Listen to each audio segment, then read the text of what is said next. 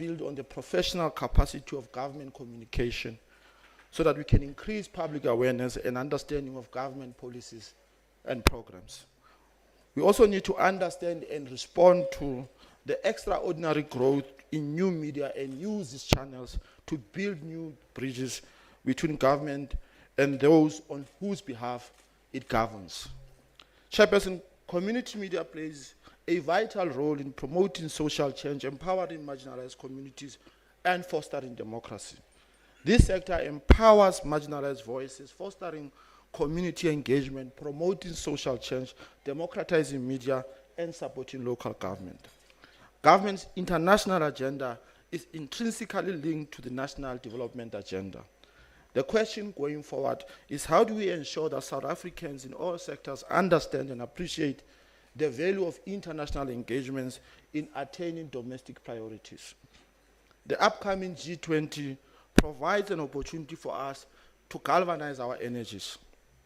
I hope that the engagements that will ensue today will move government communications to a higher level and ensure that we raise the standard of communicating with the public. This visit by your committee, honorable members, is a humble reminder that we dare not forget that we carry the hopes of South Africans who have entrusted us with their lives. I thank you.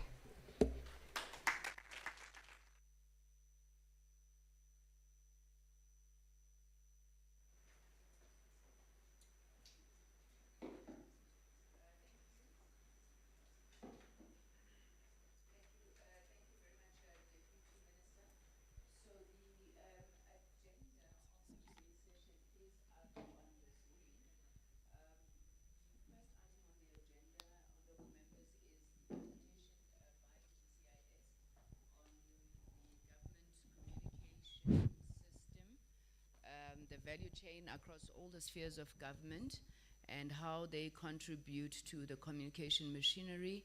After that, we must have a discussion on this critical issue of compliance, and we're hoping that you would have Mr. Nene sought an audit from government in terms of the compliance to the 30% ad spend on community media.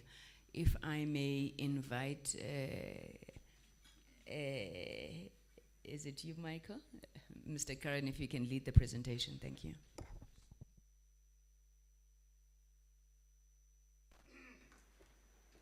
Radio, while Mr. Chauke loads us up, Honourable Chairperson, Ms. Thekiso, MP, and the members of the Portfolio Committee, a very good morning to you and welcome to Tsedi Mosetso House. Honourable Deputy Minister Morolong, MP, welcome to you, Kenny. It's good to have you with us. Honourable Subramani, it's very nice to see all of the members in person. And now we know that the digital age hasn't consumed us and made us cyborgs, every one of us, so we are people. So I'm going to try and be very brief. It's a long presentation. We've given handouts, honourable members, with some of the more granular detail, but let's give it a go and share. And thank you very much. As the Deputy Minister said, and to all our friends from the sector, thank you very much, Honourable Chair, for the time dedicated to really drilling in and deep diving and helping us be better. We're a very proud organisation. Honourable members, I'm very pleased to say in the midst of the field there are all the members of our management committee. So they're the senior managers who deal with some of these specific disciplines who'll be with us today. So, first and foremost, a very interesting question, honourable members. What is your contribution to the value chain? And I always learned that listen to the question at varsity, then hopefully you can answer it. So that was a very good question. I'm going to try very hard to do that. And the Honourable Chair, having had an experience of me before, knows I'm very short with words. So I'm going to try my very best not to be too long. The contribution, I think, ladies and gentlemen, must be seen in a context of a function that is collaborative, that really speaks to the character of intergovernmental South Africa. A function that finds itself located, honourable members, in the very best of the collaboration between spheres of government, firstly at a horizontal level nationally, and then vertically from the national right down to Hlabisa in rural KZN and upwards. saying that it's not a legislated function. It's not something that we have a command and control. So in Britain, I once heard Honourable Makubela, they pick up the phone and they say to this MLO, that's strike one. And if they make a mistake, strike two, strike three, gone. We don't have that system. We have a system of collegiality. We have a system of relationships between the spheres of governments. And within that ecosystem, we have a whole range of communication partners and stakeholders. But from our side, to take that strategic leadership role and provide a range of contributions in two broad categories, I think, Honourable Subramanian and Honourable members. One, I think at a strategic level, and two, at a tactical level. And tactics includes a range of platforms and products that are valuable to the system. So yes, we do have a variety of enabling legislation, and I'm not going to take time to speak to those, but we have organized ourselves, as Deputy Minister Muralong said, around two critical pillars in delivering on that strategy and tactic. Firstly, is to coordinate, guide, and lead a government-wide communication system. And our founding parent, father, Mr. Nishitenze, was always adamant on the S at the end of system. And then secondly, either through our relationship with our partners, but also through our own group of products and platforms to deliver information directly to our citizens. Some of it then is coordinated and partnered, others is directly delivered by ourselves. The end game, honourable members, is a better South Africa. It's a South Africa that we all feel part of. It's a South Africa where our national identity and our nationhood are part of realizing a bigger goal. And it's a cohesive society. It's a society that works. And it's a society that has jobs for all our people. And I'll touch on that in a minute. And above all, ladies and gentlemen, it's a society that has an end, a national development plan that seeks, I would like to say, a higher good. So within that large framework, I think the GCIS has a couple of critical areas. The first thing is the creation of a good communication system, and that is by no law or compulsion, but by the creation of good norms and standards for practice. It's about putting in place what you should and what you shouldn't do. Honourable members, it does sometimes mean no picking up a phone call and saying strike one, but picking up a phone call and having a tough conversation with the colleague who hasn't necessarily executed a standard very well. Very critically, it's about the development of the guidebook, the storybook for all government communication. And that's the second to last bullet, is the development on a 5-year cycle of the National Communication Strategic Framework, which is drawn from the development plan. We're now in our last 5-year development plan to the NDP, and the National Communication Strategic Framework is the communicator's content Bible, so to speak. Obviously, under guidelines and standards for good practice, we have a policy, and that policy guides around the execution of that service. Obviously, our role then is to lead and drive that communication process across all three spheres of government. So therefore, honourable members, it's both at strategy and good practice level, but also at the content level. And therefore, for example, honourable members, the honourable member was opening with a question about relationship with other departments, with other spheres of government. One of our critical roles, honourable members, is to assist both clusters, and I'll come to that in a minute, as well as departments, provinces, and then through our provincial and district offices, district communications machinery, to develop their communication strategy on a 5-year basis. And then to make sure that every year on an annual basis, that communication strategy is revised. Obviously, we do have the authority of being located in the presidency. We work in a very cooperative government. We don't work in a government where we instruct people what to do. However, the President remains the communicator-in-chief, as we say here. The communicator-in-chief in the presidency is the one who sets the tone on a 5-year basis with the opening of Parliament address earlier last year, and then on an annual basis with the State of the Nation address, setting out the content and priority programs of a government of the day, which sets a very clear sense of that which must be communicated as a priority. So I just want to go back there. And then obviously the whole purpose of this exercise is around the development of information or the delivery of information, programs, access to policies with the intention of bettering the lives of South Africans. So 1 or 2 indicative points, not from the whole policy, but what are the things, Honourable Subrathi, we want to ensure that our colleagues have in their mind when they are busy swapping a SASSA gold card for a black card? And we've done some work since we engaged with yourselves, honourable members, last week. The interest of the public comes first. Ugogo cannot sit for 6 hours in the sun waiting to get a card swap. And the communicator, unfortunately, cannot always resolve the fact that there's a serious technical problem in the manner of the technical swap of the card. But the principle is dignity and interest of the public.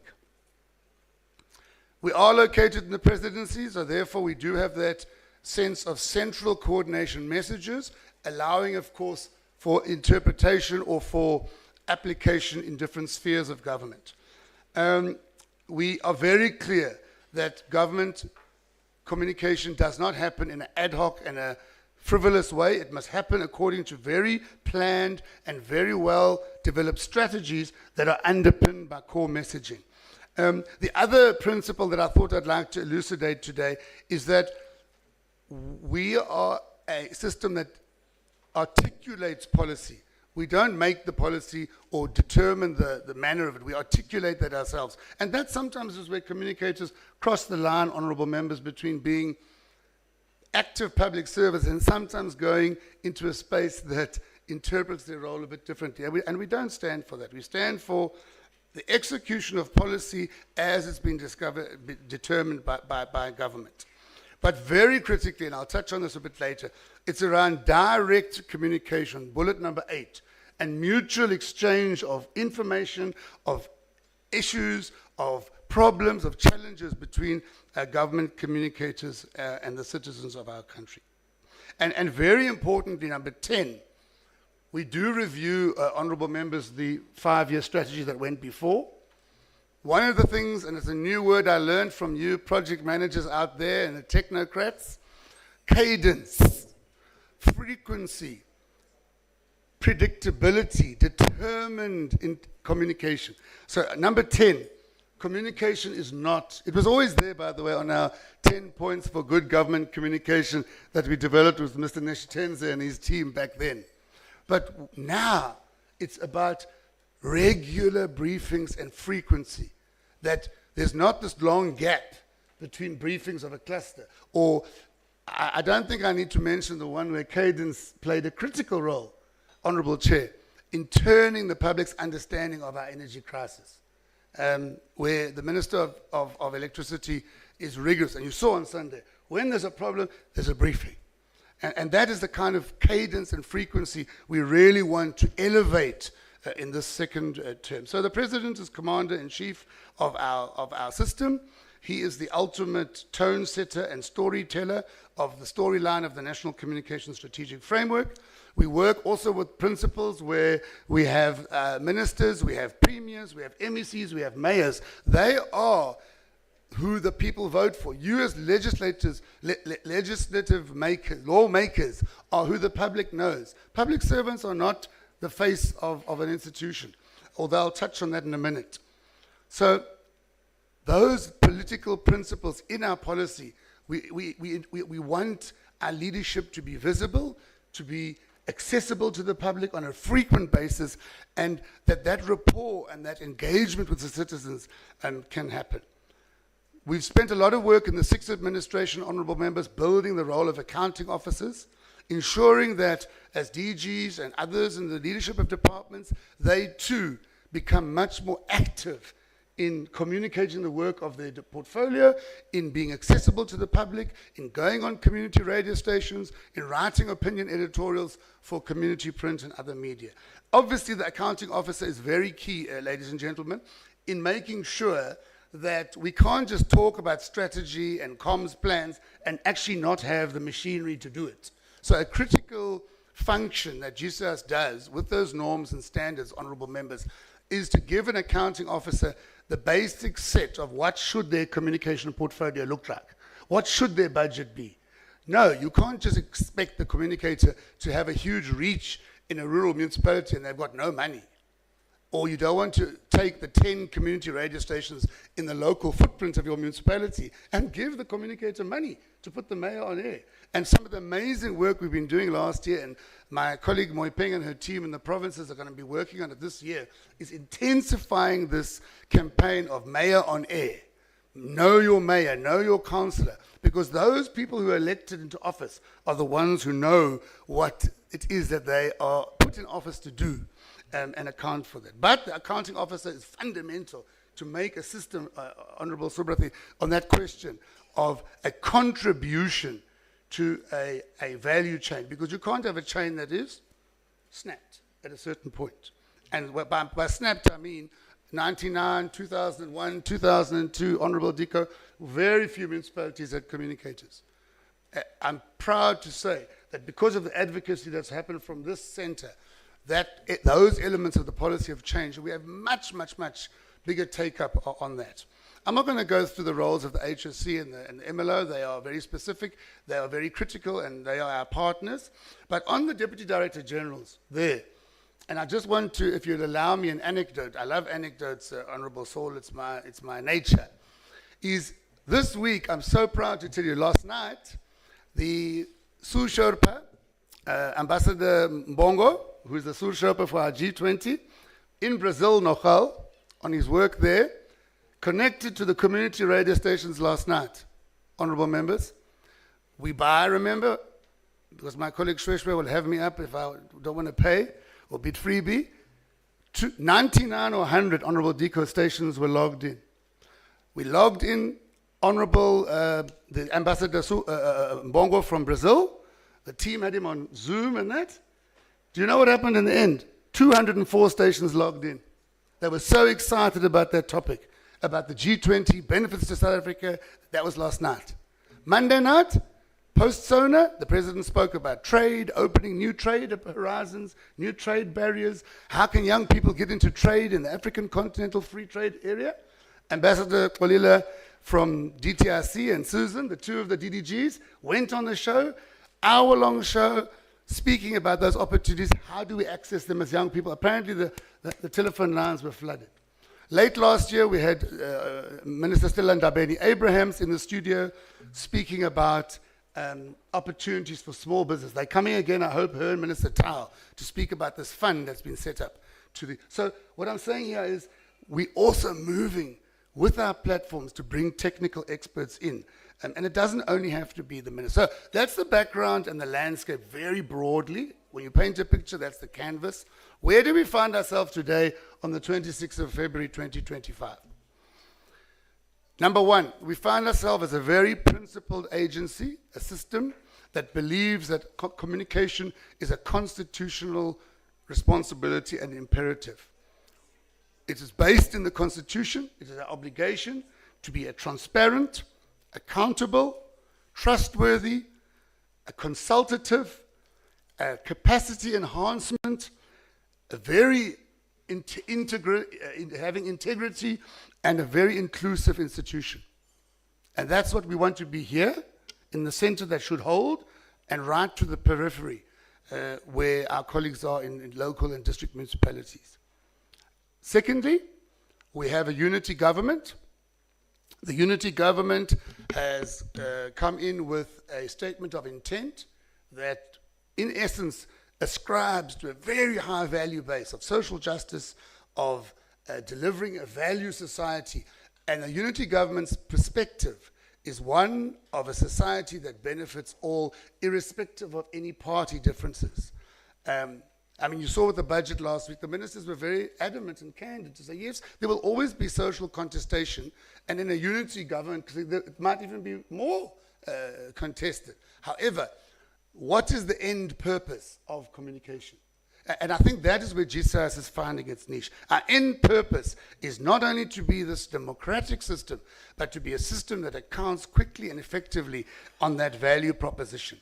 Now, as I said, in the olden days of this system, and I certainly wasn't there, I only joined a few weeks back, being in my 20s, we had this saying that said, and the Honorable Thekiso, I was quoted on those days, you know the old saying, content is king. I suppose you all heard that one before, no? Well, we didn't like that in the late 90s because some of us were young and active and still a little bit fitter than perhaps today. We used to say, content is queen. Content is queen. And ladies and gentlemen, I must say for me as a strategic communicator, this is the rub of where we find ourselves now. Communication can only happen whether you've got policy or legislation, or whether you've got strategic leadership from the center, or you've got a mayor who's very keen to communicate regularly if you have content. And by content, we mean, in our case, at a macro level, a medium-term development plan. And we've adopted that medium-term development plan. Minister Ramokgopa announced it just after SONA. And that plan has got three principal priorities: the economy and jobs. It's about really helping our society out of this poverty situation and the high cost of living, and it's about making sure that we are efficient. So this content area, honorable members, is a very, very critical, what's it called? It's like a catalytic element of what we do in our work. Because if we don't get the content that is right in the MTDP, in the 5 cluster communication strategies of the 5 FOSSET clusters, within the department's annual performance plan, we're not going to succeed in taking our country forward. And then, honorable members, the opening remarks made by the Honorable Subrathi about, is communication a value proposition that changes lives? It's never going to be realized if we want to communicate about other things, but do not keep our eye on communicating what the medium-term development plan is. Obviously, this year, we have the golden opportunity of being the G20 presidency, and that lends itself to an enormous range of opportunities. So four critical things I thought about as we enter this term and where we find ourselves today. Firstly, we have to be a very responsive government in an ever-changing political and socio-economic context. We are a global world. Something policies contested, but we have to coordinate the system, and I'll touch on that in a minute, and give that response in a very proactive and a very organized manner when there are changes, so that secondly, we have a very coherent message in the public domain, so that our citizens can understand what we are saying. Obviously, if one person government says one thing and another, it does create some cognitive dissonance. But that's not what I understand by messaging. There will always be contested views in a democracy. But if you keep a consistent message about what the purpose of your government program is, the MTDP, and what your communication objective is, then at least people can cling on to that understanding of where the end goal is. Obviously, we want to do that very democratically. We want to do it where people are informed of their rights. As I mentioned the other night, informed about programs and opportunities, because then they can make decisions about their own life and their well-being. And development communication means the receiving of information in such a way and that is so relevant that it improves your life. And then, as I said earlier, honorable members, this matter of cadence and trying to really build up and ensure that there's a regular, sustained set of briefings. Now, within that broad framework, there are a number of sub-ecosystems, okay, in which we try to then do the implementation of this business. And the first one, honorable members, there you can see on the left, it's the FOSSET clusters of directors generals. Myself, Terry, Sandila over there on the left, and our acting DG Nomonde, as EXCO, we are assigned to each of the 5 clusters of FOSSET. And our job there is the DDGs and the DG in the Fawcett cluster is to follow that planning cycle of the cluster, as you see in the green there, and I'm not going to go through every one, you could perhaps see it another time, and to ensure that the communication cycle is in sync with that planning cycle. And we do this to ensure that there's alignment, coherence of message, and that we are able to be proactive. So for example, honorable members, I believe that the show that was held on Monday night on the back of SONA, and where we're speaking about new trade opportunities from the African Continental Free Trade Area, is exactly what that means. A very quick response, a very timeless response to young people who are interested in, what can I sell to Ghana or to Kenya or whatever. We assess and we plan the communication implications of the work that goes through a cluster. Obviously, we don't do that on our own, and I'll show you the previous slide in a minute. We have cluster supervisors in GCIS who work with the two senior communicators of the co-chairs. You know that clusters are co-chaired by DGs, and the two heads of communication of that DG department, they co-chair the communication cluster. But while Terry, myself, Sandile, and Nomonde are sitting there, we are preparing the ground for communication activities from the wider system. And I'll show you that in a second. And then obviously, what that also means is it means that when cabinet memoranda are processed or policy documents, we interrogate to make sure that the colleagues from other departments, and remember we were asked the question about how do you work with other departments, we make sure that the colleagues from other departments have considered communication implications in that document. So if you have a look there, the cluster system, we have a range of communication clusters that mirror the Fawcett clusters. Their job is really to ensure a constant development of an annual communication plan for the cluster. It's to really make sure that, well, we're saying cluster briefings, but a range of cluster activities need to happen on an annual basis or a monthly basis, and that must be planned for. And that those communicators are very, very instrumental in making sure that every department, so the card swapping thing, honorable members, it was part of the social cluster plan. The SASA, DCDT, collaboration with SAPO and SASA, did it, they had a plan, we knew of that plan, but obviously it hasn't gone quite as we had hoped. And we are making some interventions, we are using our platforms to make sure we amplify it.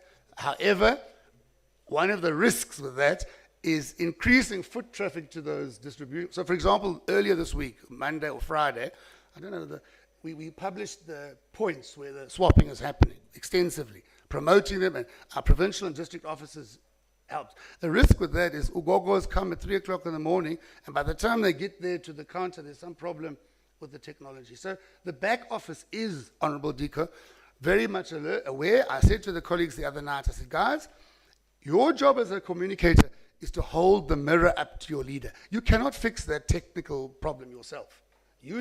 Your job as a communicator is to show what's being said in the media, what are my colleague Kate Skinner's community media writing around in the village, what is the folks on SABC saying about it. We hold that mirror up and say, yeah, there's a problem here.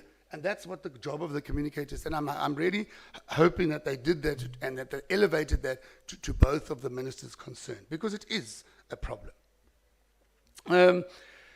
Obviously, within the sub-ecosystem, the cluster is paramount. It's very, very key, because what it does, honorable members, is it prepares the cluster strategy, but at the same time, it then interfaces with provinces, so that provinces develop their own provincial communication strategy, and they cascade that down to the district level and metros, and that we then have that relationship where we set a deadline for every national department and province to have submitted. They submitted by the end of January drafts.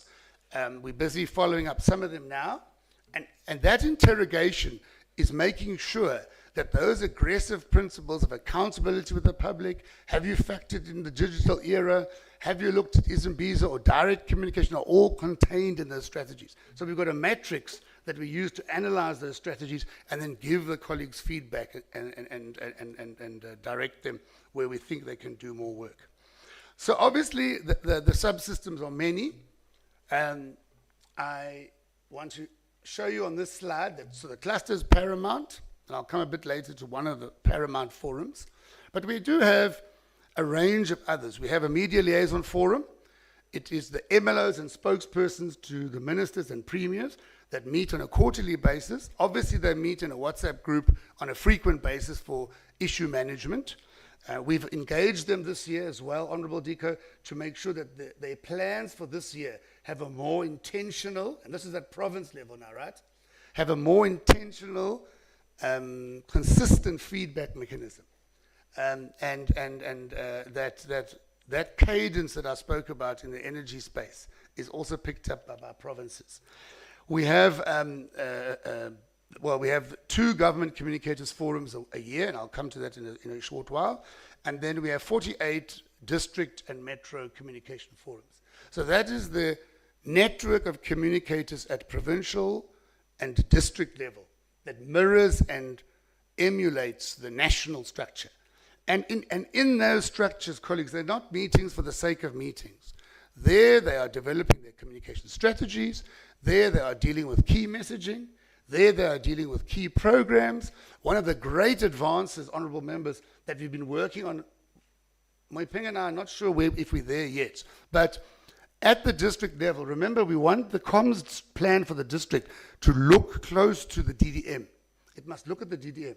So I'm very proud to say that some of our provincial officers, honourable members, are tracking those big projects, the catalytic projects of the DDM in a district area, and we're providing opportunities to give feedback on that. Either the mayor will come and say, right, this is how far we are, so that people in that district can get that sense of hope and progress around things. The rapid response capability, I'm going to touch on a bit now, but that is our most frequent interaction with communicators. Honourable members, I want to be very categoric. We interact almost every single morning with our communication system, nationally and provincially. From 6 o'clock in the morning, there's a very intensive assessment of the media environment by a team here in GCIS. I'm very proud to say that a good few provinces, and I won't list them today, are making advances to have their own rapid response. So if the national GCIS says, yeah, there's a problem there in, where shall I choose today? Bochum. There's a problem in Bochum, something wrong with the hospital there. I can tell you today, if we pick up the phone and phone Ndave in the Office of the Premier in Limpopo, he will say to us, Chief, don't worry, we've already picked it up. MEC has noted it, etc. So that works well. There's others, when you phone, they'll say to you, what is that? So there's growth, there's work to be done.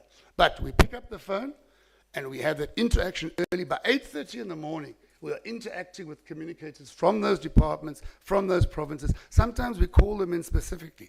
So Honourable Sobrathi, what we did with, after the Portfolio Committee really appealed about the gap in this, I called them to the rapid response last week after we met with yourselves on Tuesday. And and then we got to the devilish detail, and we've reinforced the communication plans around that, okay? They don't meet, and one of the most critical things that they do there, for example, and I'll give you a case in point. When a forum happens, the GCIS provincial director, working with the head of comms in the Premier's office, will be the one. They have sat in the national forum with us. So Dr. Nala over there, our research doctor, presented the draft National Communication Strategic Framework in December, I think it was, Doc. They then went and sat as a provincial core team. We call it the provincial core team. They went and sat where they call all their district and their provincial communicators into a meeting, and then they brief them on that, and then they guide them to develop their strategies. So it's a cascading down and up. Obviously, content is important because G20, once we had a special technical GCF last year addressed by the very same Ambassador Mbongo, very brilliant speaker, I might add, we were able to then have those colleagues go to their provincial structures and brief them about this is G20, why are we having it, what are the benefits to our country. And then remember, honourable members, we don't just trust word of mouth, we provide a toolkit. And I'll show you that in a short while. So basically, we have a number of subset forums, intergovernmentally, in the media space, in the audiovisual space, and in the digital space. Now, there's 2 very elegant-looking fellows there, where we had, at the end of January, our GCF. You'll see one of those fellows as a cluster supervisor, and the other one, extremely capable head of communication for employment and labor. And in that session, all spheres of government were together where Dr. Nana presented the second iteration of the NCSF. Because that first iteration in January, honorable members, it's where colleagues from other spheres of government said, no, but we don't agree with that, we don't like that. So it's not like we are imposing a strategy down the chain of command, it's that we are getting feedback and that. We also are able to provide feedback on the GCET, we call it, the last bullet there. The GCET is an instrument that we have that on a quarterly basis monitors that plan that the cluster or the department has done. How many op-eds have you done? How many tweets did you have? So we check them and we give feedback to them. And that's also amongst what ourselves as EXCO, when we go to a cluster, we'll say there, well, honorable DGs, or not honorable DGs, please note, there's the report for the month. I must say it's not looking very good. And we have to be candid there, honorable members. Honorable Diko, we are very direct with DGs. And I must say, and by the way, Honorable Chair, I think I would be amiss if I should have formally apologized for my DG, Ms. Mnukwa, who's in cabinet today. Mnukwa was very clever in saying, let the four of us get into those clusters because it's very instructive for us to be able to hold that mirror up. We're not going there to point fingers. We're not going there to say we're better. We're going there to say, colleagues, this is where we think there's gaps in how you're executing this function. And then obviously, in another set of tactics, we do have the responsibility for communicating cabinet, and I must say the cadence of post-cabinet briefings has been very well established by Minister Chaveni.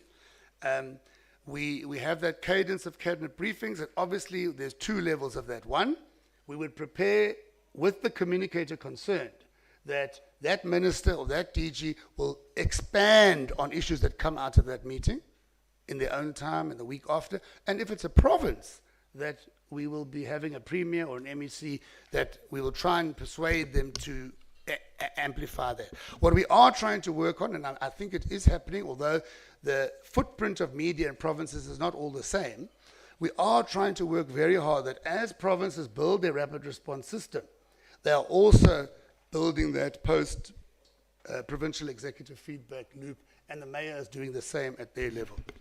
Another area of our service is around capacity and development in the communication function towards the bigger objective of professionalizing government communication. And I'm very pleased to say, honorable members, we have a duo. We have an in-house model where the skills of the collective, whether it's us here, whether it's a colleague from Home Affairs is good at digital, somebody in the office of the Premier is an expert on how to handle media briefings. We put a team together and we go out and we train councillors, we train MECs, we train. So that's not, you're not going to get we give you a certificate to say thanks for joining. You're not going to be able to put that on your CV, okay? But there is a second course called Mastering the Art of Government Communication, which is a certified course that we've developed with the National School of Government. Now, what's important about that is we also were, honourable members, we were able to do a very successful induction of the new members of Cabinet after the appointment in July or last year, August or so last year. And I must say, I was not there personally, the DG and Mr. Ramotse, who heads that section, were there. Honourable members, you represent the people of our country, you represent different political parties, and I can just say that the feedback we got from that was extremely positive. So it's definitely an area of work we want to begin intensifying. And we do it for anybody. We get a lot of sessions with councils. And remember, a council comprises all political formations, independent candidates. So we find ourselves quite busy in doing that. And obviously, strategic advice and planning. Honourable members, you're all aware of the Energy Action Plan. You're all aware of the freight logistics issues. You're all aware of GBVF. Every single one of those campaigns, honourable members, whether it's, I've listed you 4 ones that you're probably quite familiar with because they're at the national level of importance. It can even be issues around, I don't know, David or she says the call out's another one. The issues around this prepaid meter problem that Eskom and the Energy Department are having. Illicit mining, child trafficking, anti-terrorism. Honourable members, I can tell you as I stand here today, categorically, the footprints of the fingerprints of the GCIS are in every single one of those strategies. This auditorium is often used with that team that's dealing with illicit mining. Will be sitting together, whether it's the police, whether it's the Minerals and Energy Department, they'll sit and strategize together, where either myself or one of the chief directors or somebody else will take a lead in facilitating that communication plan for our colleagues. And then I've already spoken about the intergovernmental coordination, but I'm going to just touch on it a bit later. Obviously, the one critical thing that we add, honourable members, to the, what's the lovely word you used? Contribution to this ecosystem is we don't thumbsuck. We don't thumbsuck. We do professional, proper research, media assessment. So if I go into a NAT joint, I'm sure honourable members, you're familiar with those lovely multiple structures of NAT joints. I'm still, after a number of years, Honourable Saul, I'm still trying to get my head around those multiple layers of that machinery. But when we get there, I can tell you now, we hold up a very quickly developed analysis overnight to say, look, okay, the story's out there, we've picked up these threats that you might look into from your security machinery. So we do things like that as well. So we do the tracker research on a quarterly basis, which is the opinion research of the public and how they feel about us as a government. And we have that instrument, the GSET, where we are tracking the deliverables of the spheres of government or the leadership of government communication on their thing. Sandile is going to elaborate a lot more around the policy areas. Perhaps I won't touch on that. And then a government and media engagement. I'm sure honourable members have noticed, I hope, a significant upswing in the number of briefings, either from clustered level, thematic level, or individual ministers. We have developed a very rigorous grid. On a weekly basis, my team, Mr. Baloy and Seho, have interacted with those colleagues, and they presented on a Friday morning in the comms planning meeting. That's something, honourable members, we've resurrected from the early days of GCIS that fell in abeyance, that I felt was very critical. Friday, we do comms planning. The whole system sits there. Provincial colleagues, districts, if they have to come in, I'll have the special intervention, eThekwini, we're busy with the colleagues there supporting. On a Friday morning, we'll do that gridding, and then we'll say, okay, now hold on, we can't have those two ministers on the same morning, you need to move. So it's that proper planning and strategizing so that messaging is also a bit better arranged. Media bulk buying, honourable members, I think you know it's one of our flagship. It is a huge opportunity to save money for ourselves as government and expand our reach. A very rich set of audiovisual talented colleagues, like the one on my right here. Photography, audiovisual, radio, and we use that now in a very flattened way with all systems of all colleagues in all three spheres of government. So we exchange photos, and I don't know, honourable members, if you've noticed, how often are the pictures, stories from the South African News Service, video clips shot by Elmond and his team, and Nelly and her team, are being used in the commercial media and the mainstream media. One of the things we're very proud of is that our radio unit uses this capability, honourable members, to curate products that go to community media gratis and for nothing. On every single day, we'll send audio or visual clips or radio or content or written pieces to the enormous database we have of community media so that they can use it, and we don't have any cost to them for that. Also playing, for example, quite a strong role, particularly with community media now, for our colleagues from the community media facility, family back there, in ensuring that they're part of post-cabinet briefings, so that we can really start making sure that community media are part of that. For time reasons, Honourable Diko, I'm not going to go through everything, if I may, but just perhaps if I could stop at the last one, because the Honourable Member raised it in his opening remarks. COVID-19 was a very significant moment for many reasons, but Honourable Members, I can say emphatically, the biggest value of COVID-19 was that it institutionalized the concept of partnerships and stakeholders. So we've created in our Terry and Linda over there, led a process to review our organizational structure fit for purpose. And we've created a directorate that's going to really focus on stakeholder relationships. So what we've done in that directorate, they're going to work on APEX. I mean, we work with many stakeholders. every single thing we do in a provincial office is done with the stakeholder, whether it's a horsey, whether it's a youth club, whether it's the councillor of the ward. That stakeholder matrixing has been done generally in GCIS from day one of the organization's existence. But what we're doing now, honorable members, is a much more intentional, focused partnership with apex ones, particularly structures of faith, structures of business. I'm sure you've all seen the government business partnership around the energy, around the crime and security, around freight logistics, and around communication. What story are we telling? GCIS, and unfortunately it's yours truly, sits in all those meetings. And we are in that meeting to give that sense of that partnership. And I must say, colleagues, we are really, really having amazing work. I mean, I don't know if you've seen, we're very proud of our partnership of the NCP, because if you look at C20, civil society with Mabalani and the team who are taking on they've been such brilliant brand ambassadors for a nation that's embracing a G20 benefits to our country. So stakeholders, and particularly, Honourable Sovereign, you raised this one, force multiplication. Because we have 50 odd staff around the country, plus we have this whole system of staff. You can't reach 63 million South Africans like that. So you rely on partnerships, and they're not partnerships that happen in a vacuum.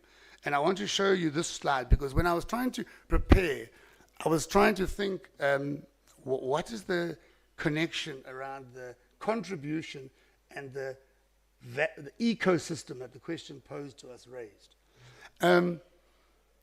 We don't just make partnerships and are nice to know you. We make partnerships, and if I could share that number there at the top with the honourable members, if you could have a quick look there. This is last year's number. We sent 5,186 content packages to the entire system of partners, of government structures, and those would be things like messaging, fact sheets, Q&A. It would even be things like a live read, so it can be used anywhere you want to. So if a civil society or a faith structure through their faith networks wants to make announcements in a church, for example, they've got a text that they can use. So that's very, very critical for us. So on this whole intergovernmental work, firstly, we do our own interventions, and we have a range of them, which are activations in communities, outreaches, community dialogues, community media engagements. Secondly, we do have these very targeted stakeholder engagements. So traditional leadership structures are among paramount for us in that regard, because of the issue that the PC you've raised. And I do assure honourable members that our relationships with the organised apex national structure of the Royal House, plus the provinces, plus the district ones, is very solid. We also then have a range of support functions, as I've mentioned, the content, but also that we support other colleagues in their forums, so district communication forum, they can come and present something. Or secondly, we then also go and train. So they'd say to us, look, we need some training on how to run a rapid response system. So we can descend to the DCF, the District Communicators Forum of November in Limpopo to do that training. And then there, we've just a few of those engagements you can see that we have. And then I thought I'd show this slide, Honourable Diko, because I know that the committee has asked a number of times. You see the others there, but could you see the 394? So out of the collective of activities that our provincial and district offices did last year, we did 394 direct one-on-one engagements with the community media sector. That could include bringing all community print together in a room where we brief them on one of the themes of one of the national strategies.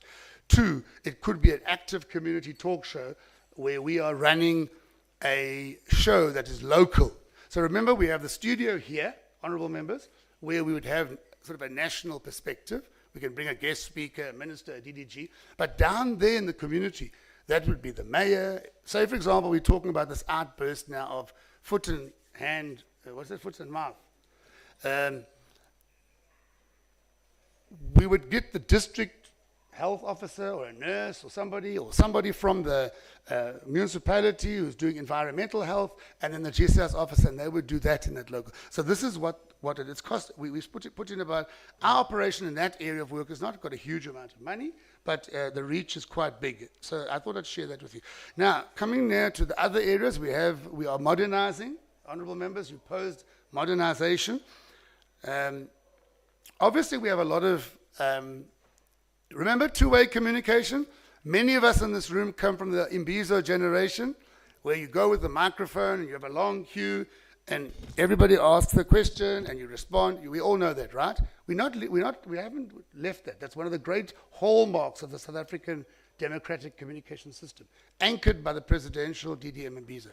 But all of us know we have websites, we have WhatsApp groups, we have emails where people are writing and saying, Jesus, can you tell us this? And it's disaggregated. So we've had a pilot project. We were starting at home first, honourable members, where we have developed an artificial intelligence instrument that is listening to all those questions across those platforms engaging us. It's helping us aggregate them and ticket them. They give them a ticket number to go to the relevant colleague in GCIS, so it can't just fall through the cracks. You know, Michael decides not to open his email today, and that query is never addressed, right? And then following them up, but at the same time, using an artificial intelligence instrument to start generating responses to that. We're piloting it here because our intention, honourable members, is to roll it out to the entire government communication system. And therefore, Honourable Deco, for me, it's a beautiful metaphor of the changing of what we mean by two-way communication. In the early days of the development communication practice, it was that feedback, and then you'd bala everything at an Imbizo, and some people would say, no, but you never came back here and told us. And then we started arranging community talk shows to give feedback. But with artificial intelligence, and maybe the use of a bulk WhatsApp channel, a bulk SMS facility, it means that you can immediately give feedback. Community members who attended this event asked the following kinds of issues, and you can immediately give responses to those. And then coming to the end, obviously another element of the whole ecosystem is that we are communication is always contested. We are a very vibrant society. We don't always share views. In every other country in the world, it's the same, but we are very busy South Africans. And therefore, it makes us vulnerable and susceptible to this thing that is generally referred to as fake news. And GCIS, honourable members, has played a very instrumental role in curating and organizing. Look, we started on the back foot, but we curated a very managed and a very well-structured capability to respond to mis and disinformation. We have, as you see the number 3, we have a whole range of stakeholders that we work with across the spectrum. CSR, Ask Africa, Fact Check. SABC's partnered with us. We've worked with the entire JCPS machinery that also does work. We monitor and identify misinformation. We've also quite big on looking for training and capacitation. The same colleague who does the training on the work I spoke of earlier has a module on mis and disinformation, and we take it. We've had lots of sessions around that to different clients to help us understand this factor and this phenomenon and how we can manage it. So I'm not going to spend time there. There's a whole slide there, honourable members, if you want to see later, on some of the things we've experienced from our wobbly start in July 1991, and I'll show, was it? No, it wasn't 91, it was 2021. Sorry, I'll show you my thing in a minute. But you can see there's a whole range of things that we've been subjected to. You know, deep fakes, bots, propaganda, manipulation of people's images and things like that. So we are now kind of getting quite good at managing that. And there, as I mentioned to you earlier, we have that rapid response cycle on a daily basis for interaction into the colleagues at other spheres of government. What I do want to then just, perhaps on a lighter note toward the end, what we do here is once the message has been assessed and we've all agreed it's not okay, it's wrong, it's fake, we have a grading of different kinds of treatment for it. So we can stamp it fake, we can say it's incorrect and misleading, we can say this was an old story. So just, you all know the expression, the elephant in the room. Honourable Vilakazi, I think it's a tried and tested expression. So in July 21, there was this big, what do you call it, trending, Mr. Thekiso, trending thing that people were so angry and tlui, they'd torn because of certain things going on in our country, they'd pulled down the fences and these hippos had escaped and they were marauding the town. And upon checking, it was a hippo that had taken a great advantage of an open gate earlier in the year and had made his exit into the town. And I now have coined the phrase, the hippo in the room. As opposed to the elephant in the room. But the point of it, on a serious note, is that it was fake. It was using an old photo to narrate something. And we stamp it and we push it out there. I do want to say to you, please, honourable members, to re-emphasize a point, if you don't mind. It's done very much in a collective.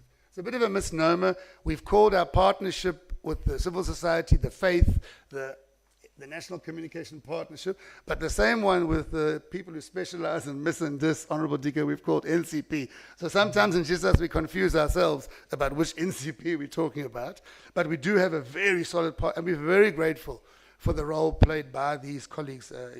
And then almost near the end, we have one very valuable contribution, Honorable Chair, to the ecosystem, so that we're not freeloaders or we are not people who sit hands back and say what's going on out there, is the government segmentation model. You don't spray and pray, or is it pray and spray? You have to know who you want to get to, why do you want to get to them, how do they think, how does their life look, how do the audiences consume their media, etc. So we've done a work here, and our team developed what's called the government segmentation model. The government segmentation model really granularizes South Africans into rooted realists, which are the vast majority of our people. One of the honorable members said, guys, you're not so visible, Ikasi, last week in the meeting.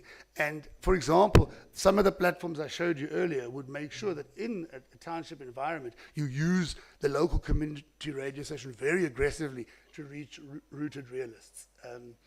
So the city seekers are people that are unemployed, they are rely on grants, they are a second largest component, and they really need those opportunities brought to them very directly and in mediums that are useful to them. So across that segment, we've developed that segmentation model, and it allows us to ensure that of two things. Firstly, I can't send you a message that doesn't mean anything to you.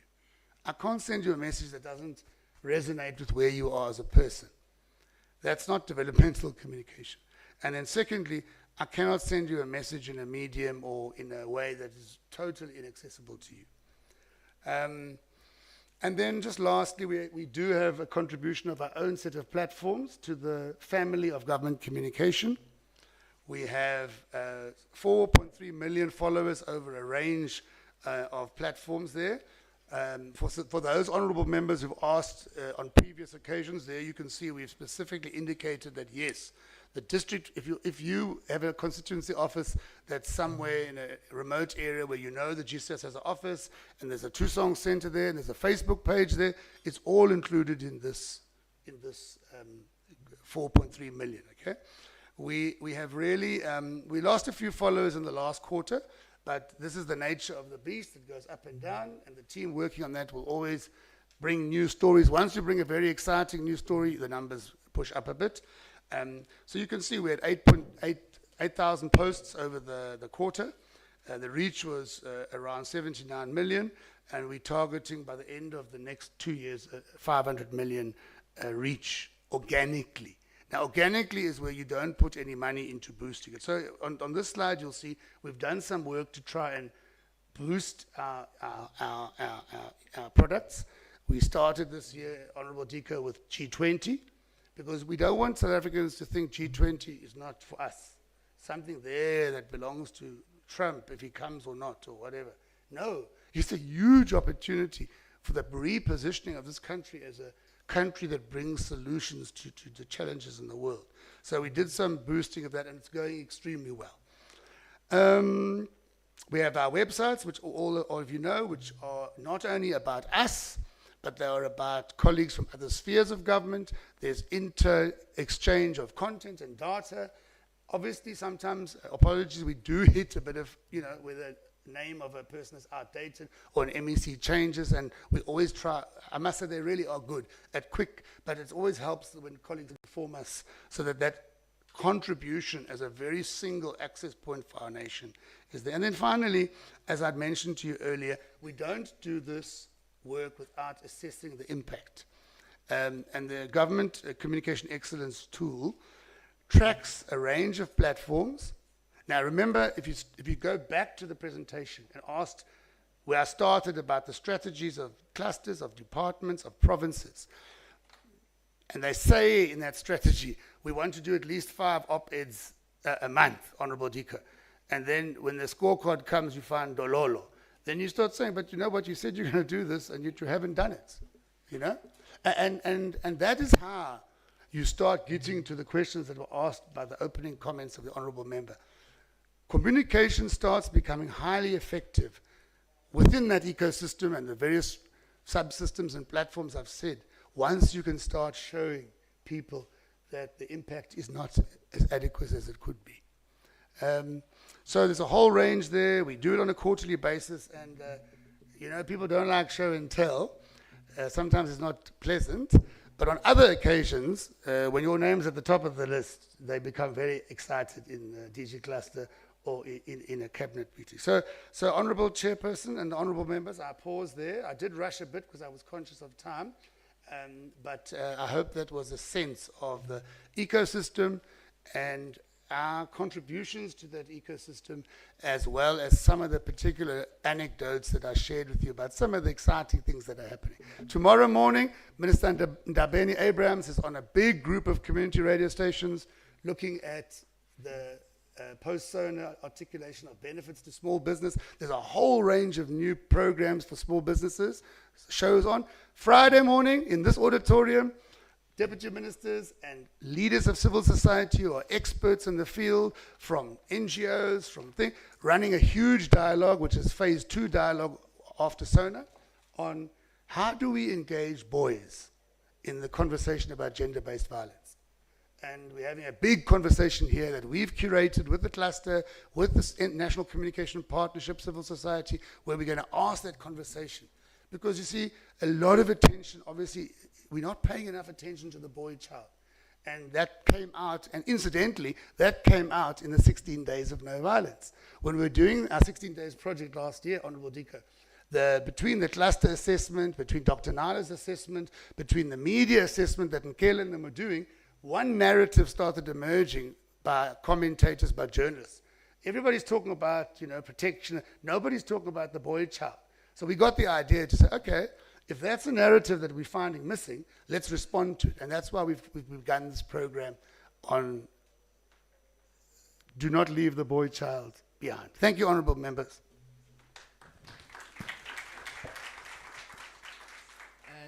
Thank you very much, Mr. Karim. Before you sit down, and want to thank you for that presentation. I can see the honourable members in front, and nice and relaxed. They're not fighting like they've been fighting the last 2 days.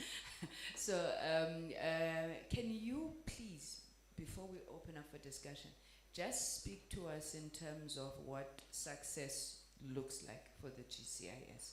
Because I think it's important for us to understand that there's a lot that you've presented, but what does success look like? Okay. Phew, Honourable Diko is a very, I don't know if we've ever given that any particular thought in that genre, very specific like that. But I think there's a couple of things. I mean, remember over the years, the debate has been about behavior change. So if the message gets to Michael, and Michael hears it's not good to eat this product, but Michael, he reads the fly, he says, no, sharp, and he eats it anyway. Or does Michael change his behavior and say, I'm informed? So the first answer, Honourable Diko, is that we do try very hard to get a sense of whether there's been changes in behavior. And often in the questions we put in tracker, when you see that the public starts saying, we think things are going in the right direction, we're very happy with the information we're getting, there is that degree of confirmation that there's some, what's the word? That there's some acceptance of message, okay?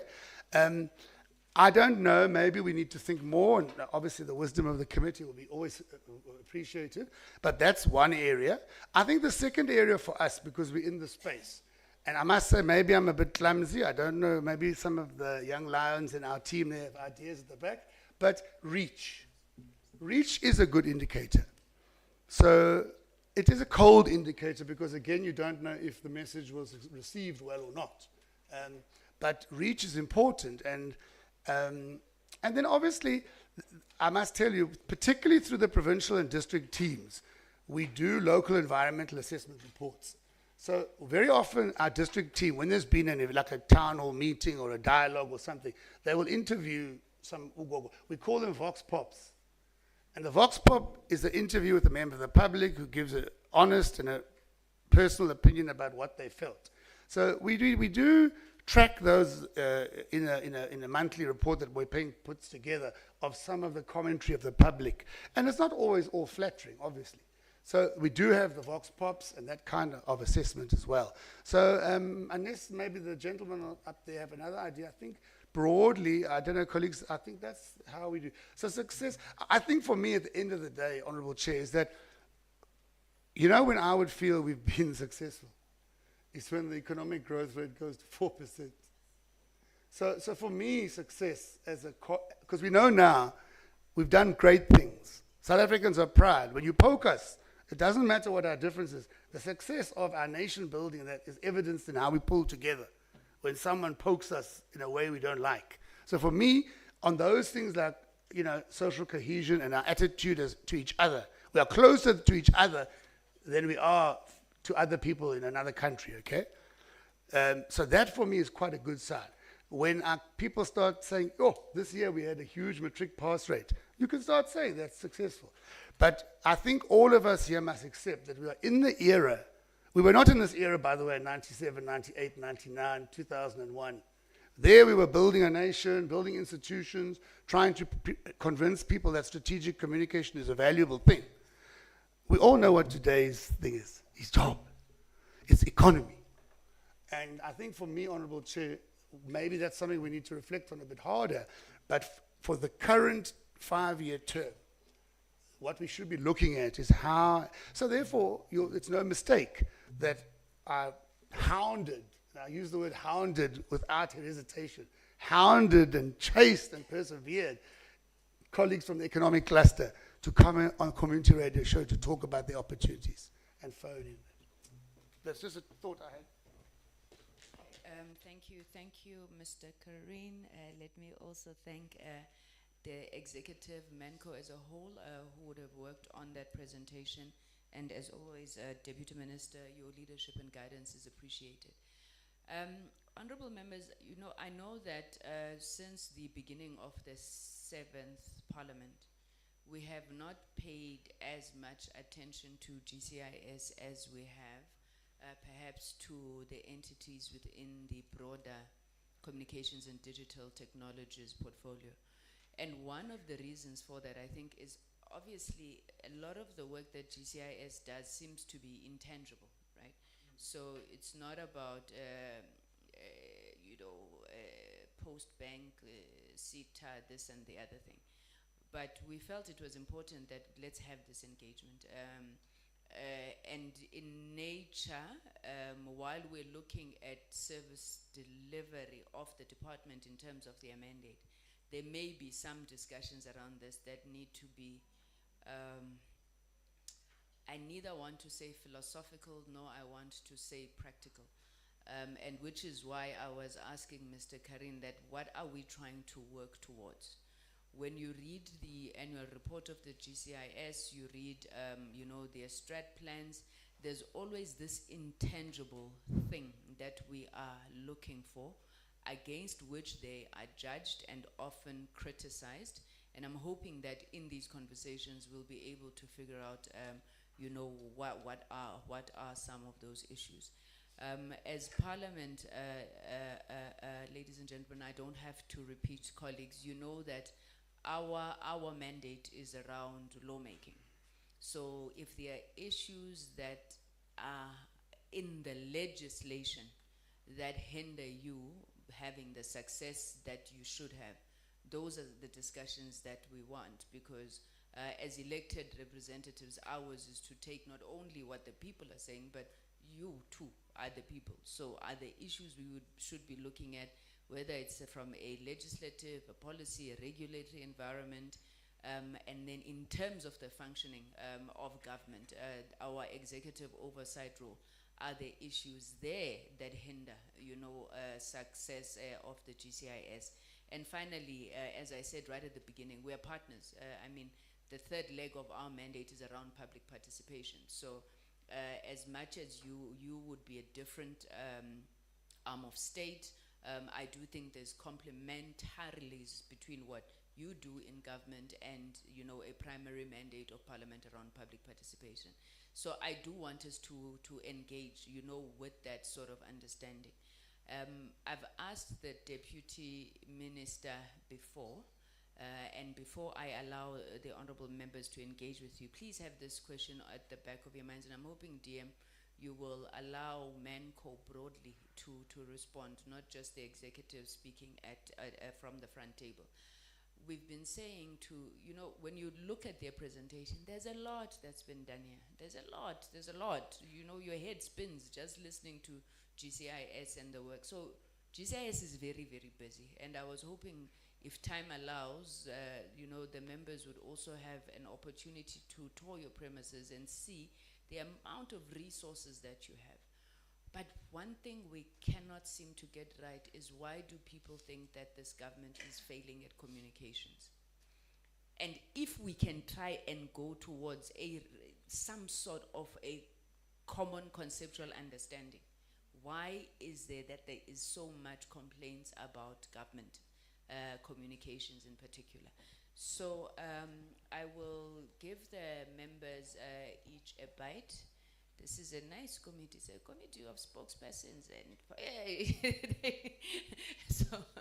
so they do understand, I think, a lot of the issues that were presented.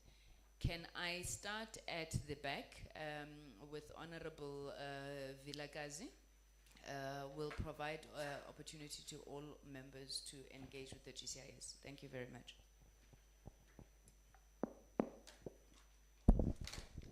Thank you. Thank you very much, Chair, and thank you to Mr. Curran for the lively presentation. And I have to start where you ended off, Chair, just by complimenting GCIS on really lovely premises. I look forward to touring the building and to seeing the rest of it. I wonder though, I was wondering to myself about the building. Does GCIS own the building, or is it rented? And I was also, like you said, Chair, pleased to see, and in some cases even surprised, that, about the work of the GCIS. There's clearly a lot that's going on here. I was fascinated to learn that GCIS facilitates the development, its involvement in the facilitation of various strategies and the rest of it. I also got the impression from the presentation that all is well at GCIS, that people are happy here, everything is happening as it should, and yet, Chair, you come back and you say there's an impression that government communication is inadequate. So I'm feeling a bit unsure, and perhaps the colleagues from GCIS can explain to us, what is your impression of the effectiveness of GCIS, and do you feel like you are capacitated and equipped in the various ways that you need to deliver on your mandate? Mr. Curran, I was a bit concerned about your lack of certainty in how you define success. I think that that a definition of success should be a core a core pursuit of any organization, because then otherwise, how do you know when you are doing well? That's on the one hand, but also on the other hand, my fear with not having a commonly understood understanding of success is that people will define it each in their own way, and so that is likely to lead to confusion and just inefficiencies, or just it doesn't support effective work. And so I just wrote the question here. I think I may have mentioned it already, but what do you consider also to be the areas of improvement for the GCIS? In relation, again, to what the chair said, my view also is that the visibility of GCIS is limited. And I was just wondering to myself, where should one look to see the work of the GCIS? Where should I be looking? Especially now as a portfolio committee member in this case, because I am interested in really seeing how much of it happens. And then, do you have reports? I saw some of the slides where you put some data up, but do you have reports on maybe just the reach that you talk about, how you say you produce some materials that then go on to be used by other media houses or government departments? Do you have reports where one can have a look at this, and maybe even not a once-off report? I know we get this on your APPs and annual reports, but on an ongoing basis, is this monitored, and other reports that one can see in this regard? You mentioned there were these strategic objectives that you mentioned when you started, and number 7 mentioned that communication extends beyond media liaison and events, and that touched a nerve with me, because one of the things that bothers me about government in general is what a former colleague of mine termed development by events. We do a lot of events as a government, and I'm from the non-profit sector, so you can just imagine I've had my fill of events in my lifetime. However, the problem with events is you hardly ever get to know what the impact of it was. After the takeaway packs of chicken leg and an apple, and maybe a juice if you're lucky are done, there is nothing else. There's never any going back to assessing the impact, etc. So I would want to know from a GCIS point of view, firstly, how do you make the decision that we're going to have an event on this one? We're going to have a radio show maybe on another occasion, but mainly about the events. How is it decided to have an event? And then how is the effectiveness? Maybe the first question is the effectiveness of these events, even in BIZOs, is the effectiveness measured, and if so, how? On that note, I have to say that I was encouraged to read about the piloting of AI and its potential benefits, because some of the benefits that you listed were around, measuring impact and also ensuring that whatever gets raised in occasions such as in BIZOs gets followed up and attended to. I learned about the Know Your Mayor initiative when I went on an oversight visit in Durban, and I was quite encouraged by it, and I got to see the evidence of it down there. And I think that's a wonderful thing, because part of what you see is that people don't know their public representatives, and they certainly in many instances don't even know what they do. And what happens, particularly at the level of local government, is that people hold the councillors accountable for everything, the ward councillors, even for matters that are outside of the responsibility of the councillor. So it's good to have initiatives such as this. And I would just wonder to myself, beyond just exposing the public to an official, is there a way in which GCIS actively supports or stimulates holding public officials to account. Because I'm sure the role of GCIS can extend beyond just communicating to actually being a tool and a really effective tool of accountability, particularly by public officials. And I also then wondered, I'm not sure how to phrase this, but I was wondering, within GCIS, who determines newsworthiness and perhaps even censorship of communication? What are the principles that you use there? And in line with that, also related to that, is combating disinformation and misinformation, which you spoke about, Mr. Curran. Again, you gave me the impression that you are absolutely on top of that, and no challenges whatsoever. But misinformation, disinformation is a big thing, particularly in terms of how 2025 has kicked off, just about from every direction. There's been a lot, it's information, and the correct information's been a contested terrain. But what is the capacity of the GCIS for fact-checking? And then lastly, and the Deputy Minister knows me well on this one, I do feel very strongly about Vuza and Zelena. I just want to say that I've never really been convinced about it being converted to fully digital. But one day, Deputy Minister, or maybe even today, I hope you and I can have a coffee and really just talk about this one. I am not convinced that it is the best way to go to have Vuvuzenzele being purely digital. But I'll leave it there for now, and thank you very much, Chair.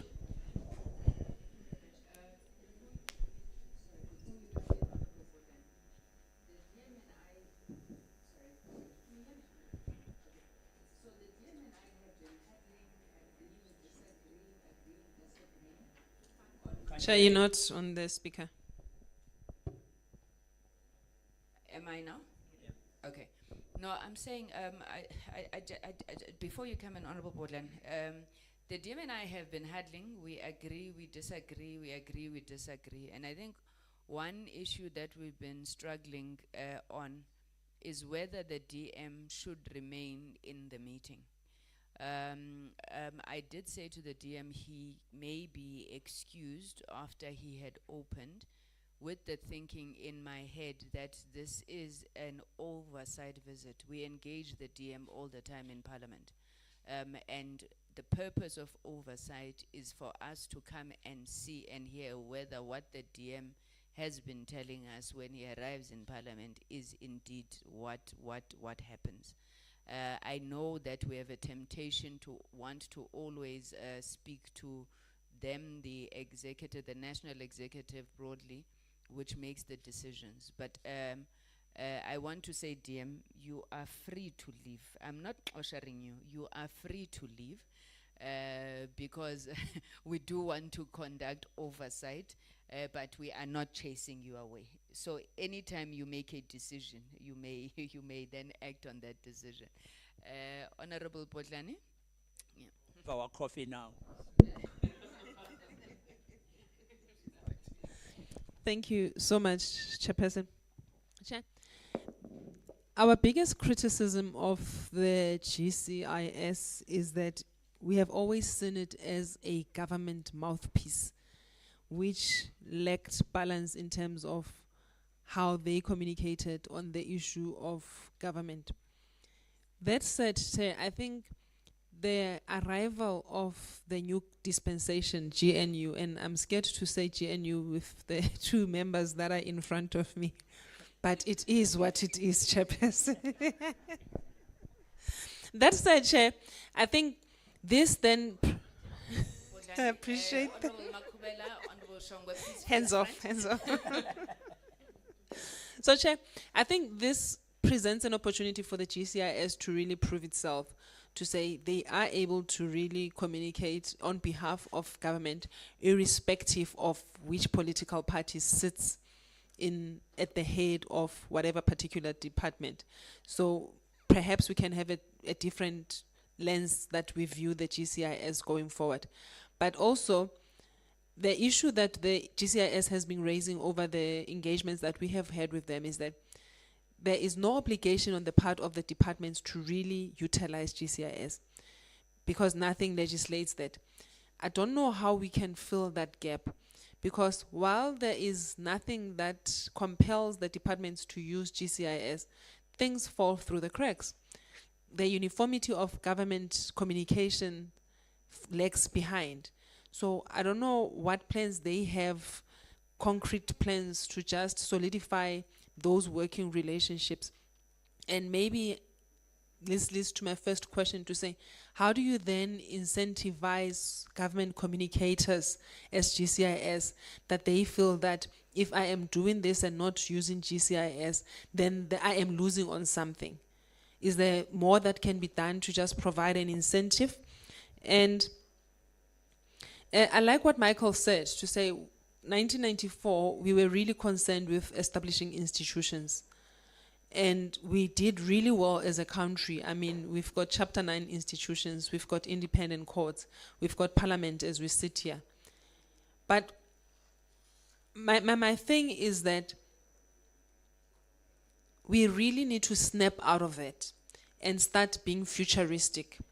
A lot of developmental programs, a lot of developmental achievements have passed us as a country because we really basked in the glory of, oh, we had a good transition post 1994, and we hence every point and that we speak to is an issue of the legislation is outdated.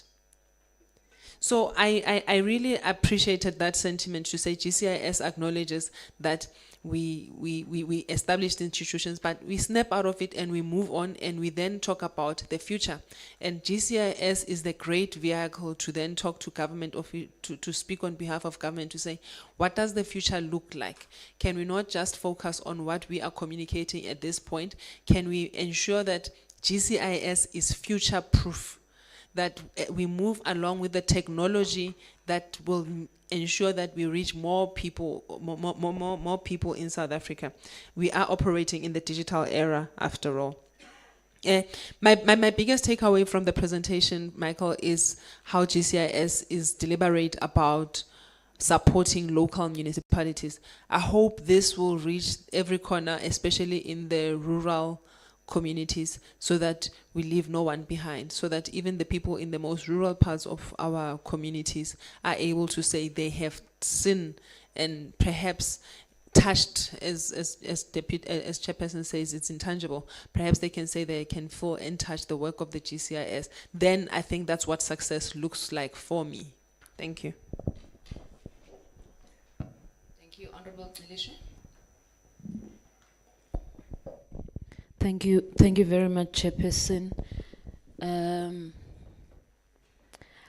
I think the first thing I'm interested in, Chair, is to maybe ask this question. How is it that there is still no legislation empowering GCIS to coordinate government communication? And the thing is that we know, or they know, what the problem is, but administrations come and go, and there is still no legislation empowering GCIS to coordinate government communication. And as a new member in this committee, I think this is my welcoming. Like, everywhere you've taken me, Chair, there is, like, when we went to SAPC, there's a loophole there and there, you know, there's something that needs to be done. And these are the people that come in contact with lawmakers, but things are not fixed. It doesn't make sense to me that you come in contact, you sit in front of lawmakers on a regular, but there's still no legislations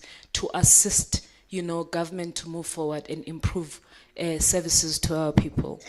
And I find it disturbing, because a lot of people in charge, then you find out that they are easy to throw hands in the air to say, my hands are tied. And like, what do you mean? You are authority.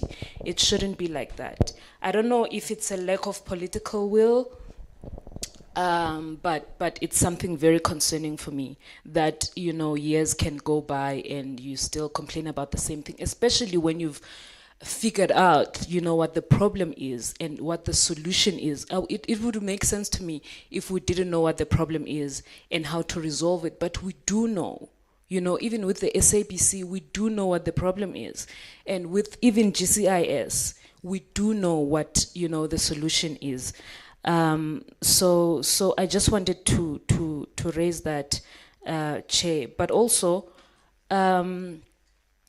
there are issues that arise that mostly taint the image of our country, right? And I want to ask what GCIS did, for instance, when AfriForum gave a negative impression about our country, right? They were spreading fake news based on an expropriation act, by government. What is it that they did to make sure that, they communicate exactly what that means?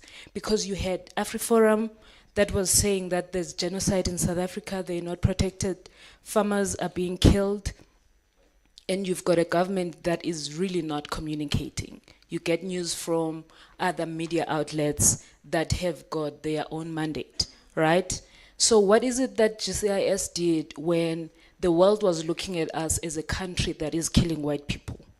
What did GCIS do when one of our own was being bullied and even declared as an international criminal? But what did we do? We can say it's an individual, but that speaks to the people of our country. What did we do to say, and this was also in relation with the call for land expropriation without compensation. What is it that GCIS did? And I also want to find out what they did, because you had like lawmakers in South Africa who voted for the embassy of Israel to be suspended, right? And then we cut ties with them. And you've got people who don't understand, like, where government stands with this. But, there was something that happened. There's a mandate for government to communicate this to our people, but do they really know where we stand? So I need to understand, like, when GCIS present to us and they're saying, this is the work that we're doing, and these are the people that we're reaching, what kind of information, like, how do you then decide which information goes to our people? And make sure that, who decides, what information is consumed by our people. But maybe moving from that, Chairperson, I just want to find out the role that the GCIS is playing in assisting the black-owned media sales agencies, to grow. Is there anything that they're doing? Do they have a plan for them? Is it something that they do? And maybe now we're living in the world of content creators. What is GCIS doing to develop the youth creatives? Are they using them in their campaigns? Do they have a plan for them? Because that's the route that is being taken now, and also with the unemployment, that is in crisis in our country. Do they have a plan for that? And maybe the last one, Chairperson, I want to maybe find out if, like, their distribution plan. I see they've got publications here that they've given us. What is their distribution plan, and how are they making sure that their publications are reaching, the targeted audience? And maybe if they can share with us maybe the readership, and I'm saying readership because I see these publications in front of us. One of them is, they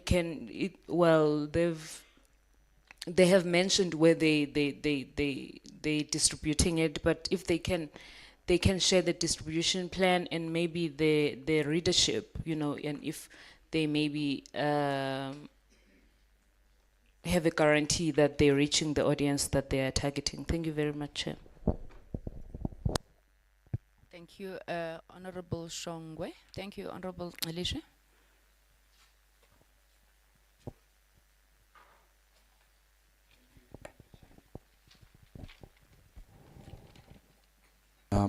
Thank you, Chair. Chair, my processing has just went away, just left me, Manj, because of my colleague here, who invited the politician in me. I feel like being a Mkonto person right now. Not today. Thank you, Mr. Karen. The presentation was very, very beautiful.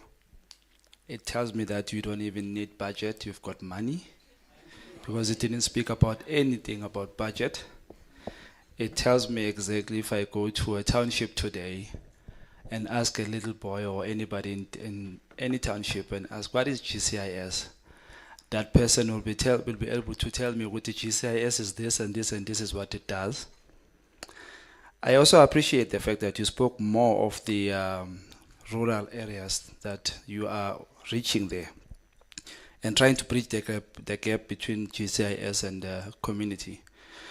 But my question is, how much of that are you using Abantu, the community media broadcasters? And what have you done with them that is tangible, that we can speak about today? I've asked this question so many times, but I don't get an answer. I don't know why. I appreciate coming into this building, and it looks so beautiful, clean. It invites me, actually. I would love all government buildings to look like this, but unfortunately, it is what it is. It begs a question for me, Chair, Uguti, GCIS, MDDA, and Brand SA. Who are they servicing? Is it a matter of low LSM or high LSM? Where are they? Because you go everywhere, especially in the rural and community and Makasi. You don't know what is this. What are we talking about? How are you guys reaching those people? And you know that we can't all be on digital platforms. There should be a way of getting to those people who are not that much digital. I see all the newspapers here, the Chivenda and the Sitonga newspapers. The printing, what is the cost and where are they delivered? It's my first time seeing this Chavela. Where are they? I would like to know about that, Chair. As I also move into Honorable Vilagazi, but I honestly want to be a politician today. Let me leave it here. Thank you. Honorable Strong, we're not gagging you. Next thing, you were going to go back to Cape Town and you said, yeah, in front of those people of GCIS, you wouldn't allow me to speak. Honorable Makubana. Thank you so much. Am I on? Thank you so much, Chairperson.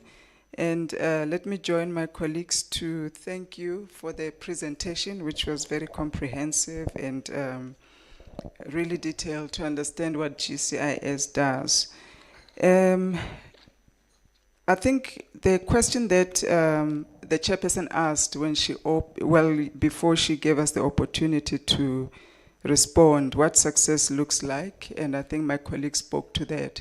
It's a very important question that I think needs to be answered.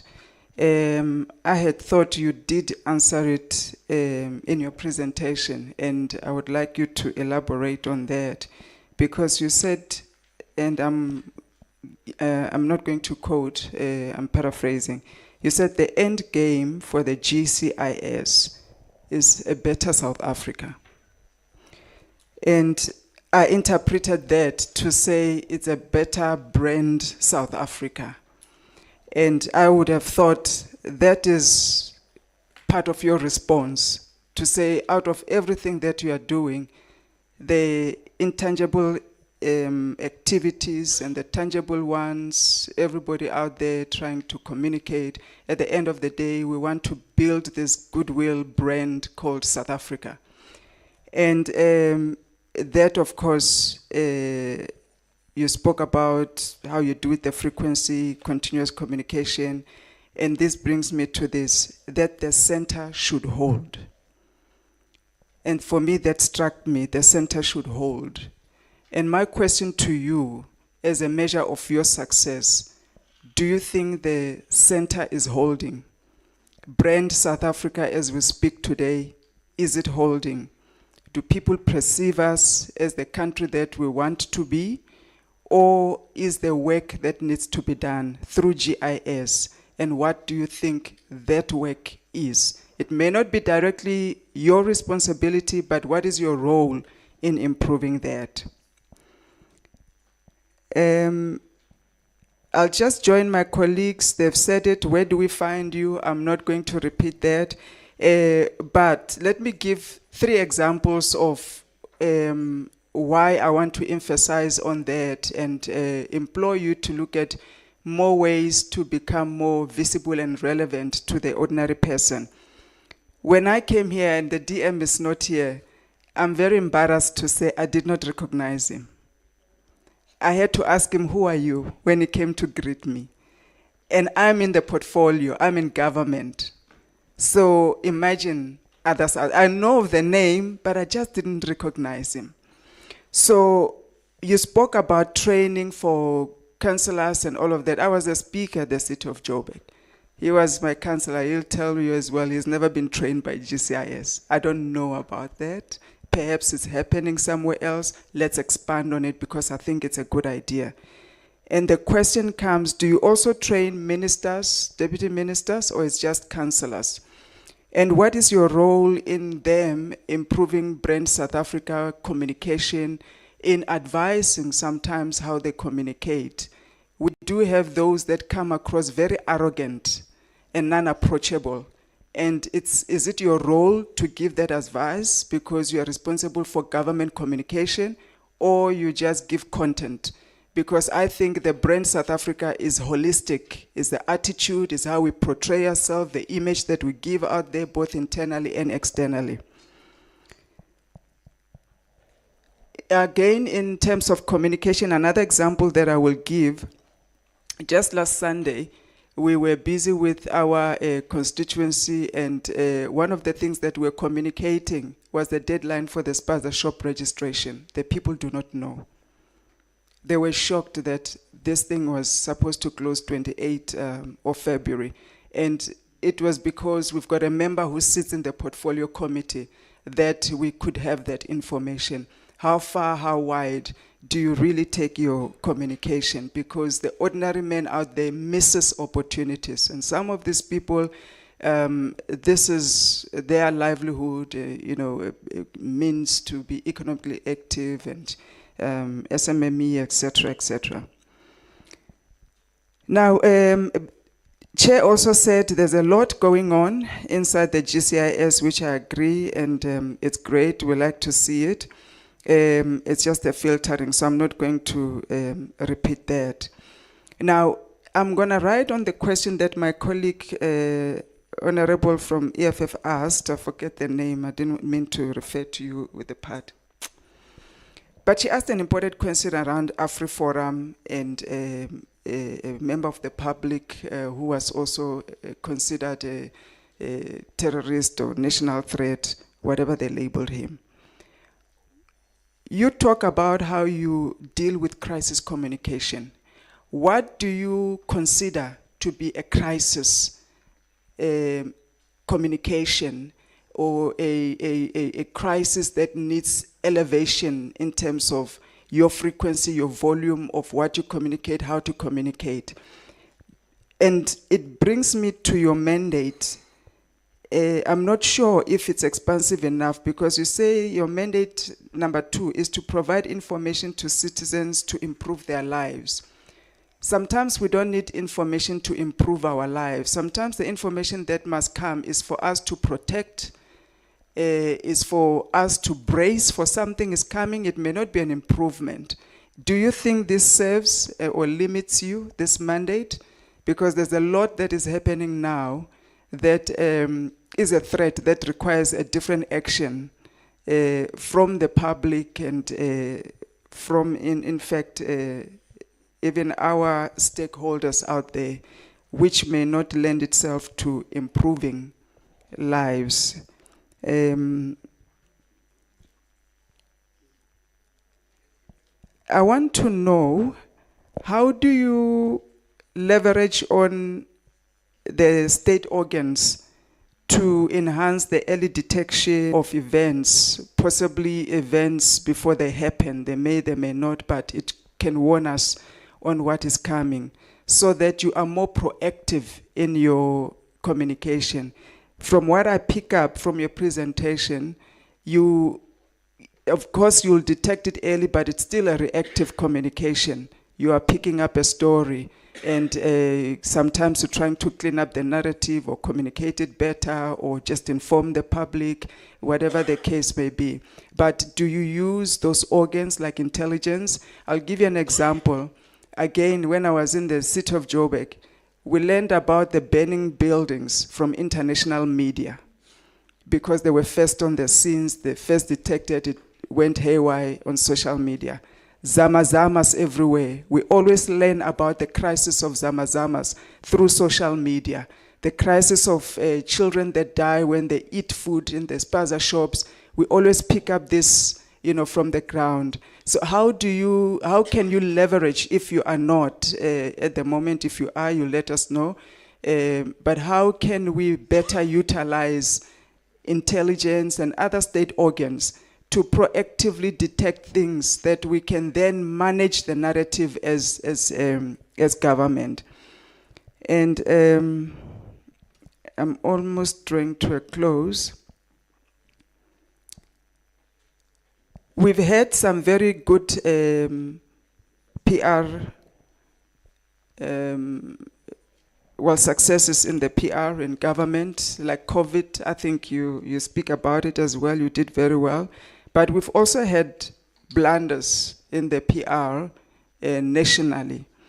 And I would like to know, in terms of those times when there were blunders, can you give us an example of that?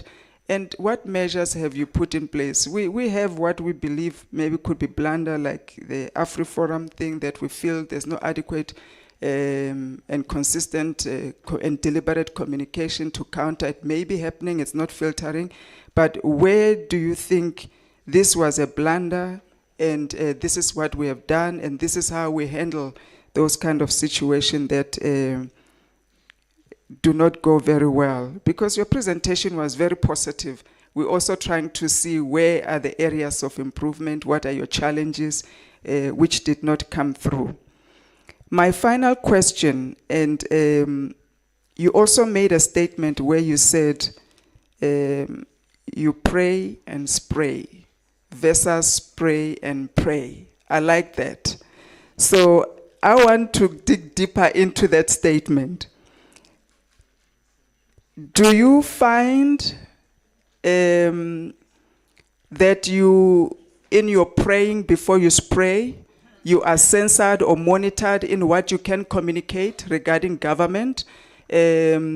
Of course, you already know that I'm not part of the government of national unity, but sometimes we find that there is a lot of cover-ups, things are not communicated as raw as they should be. In you praying, do you find that you have to be measured in what you give out to the public? Are you under pressure for that? Because we want to release you from that pressure today if you are. In your prayer, let us know what happens while you are praying before you spray. Because we like the spray, because social media just prays, they don't pray. So let us know if there's any undue pressure that you find yourself in praying. You said, finally, I'm going to be paying 100 rands. This is finally, Chairperson, I promise. One of the things in your mandate as well, which struck me, you shape the mood, the national mood. That's what you're saying, which is a very, very powerful statement. Can you tell us, in your view, as we sit today or in this time, what is the national mood? And how are you shaping it so that we understand in your role of trying to figure out what is bubbling, what concerns us? How do you detect that mood? How do you shape it? Thank you. Thank you, Honorable Makubelo. Honorable Souls. Well, thank you, Chair. I would suppose praying is to relieve pressure. I doubt the GNU is putting them under pressure to cover up. Honorable Chairperson, thank you so much. I want to do three things. I want to share a personal a story around my engagement on community media level. Then I want to just provide a little input on what I think the 3 questions should be when measuring success of the GCIS. And then I'll ask my 2 questions. So perhaps it might not look like it, but I come from a very wonderful community called El Dorado Park. Don't worry, your cars are still safe. It's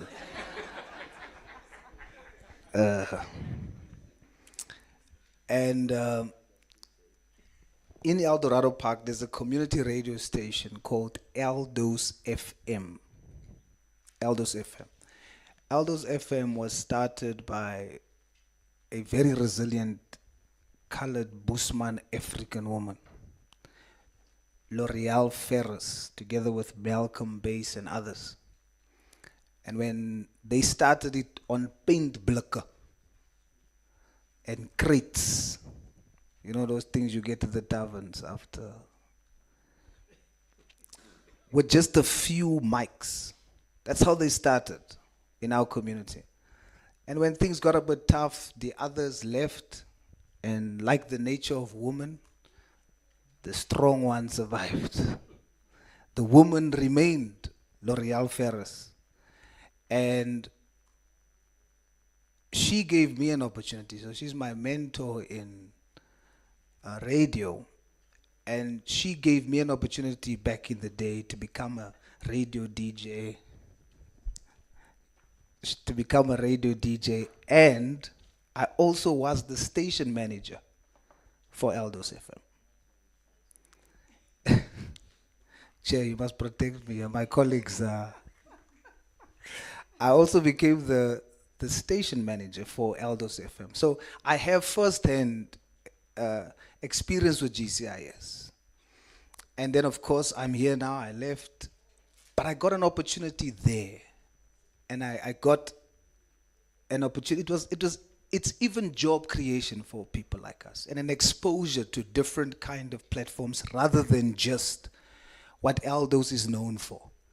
But it is these kind of platforms that has given us an opportunity to say, you can do something else. Instead of just, taking somebody's golf stick. So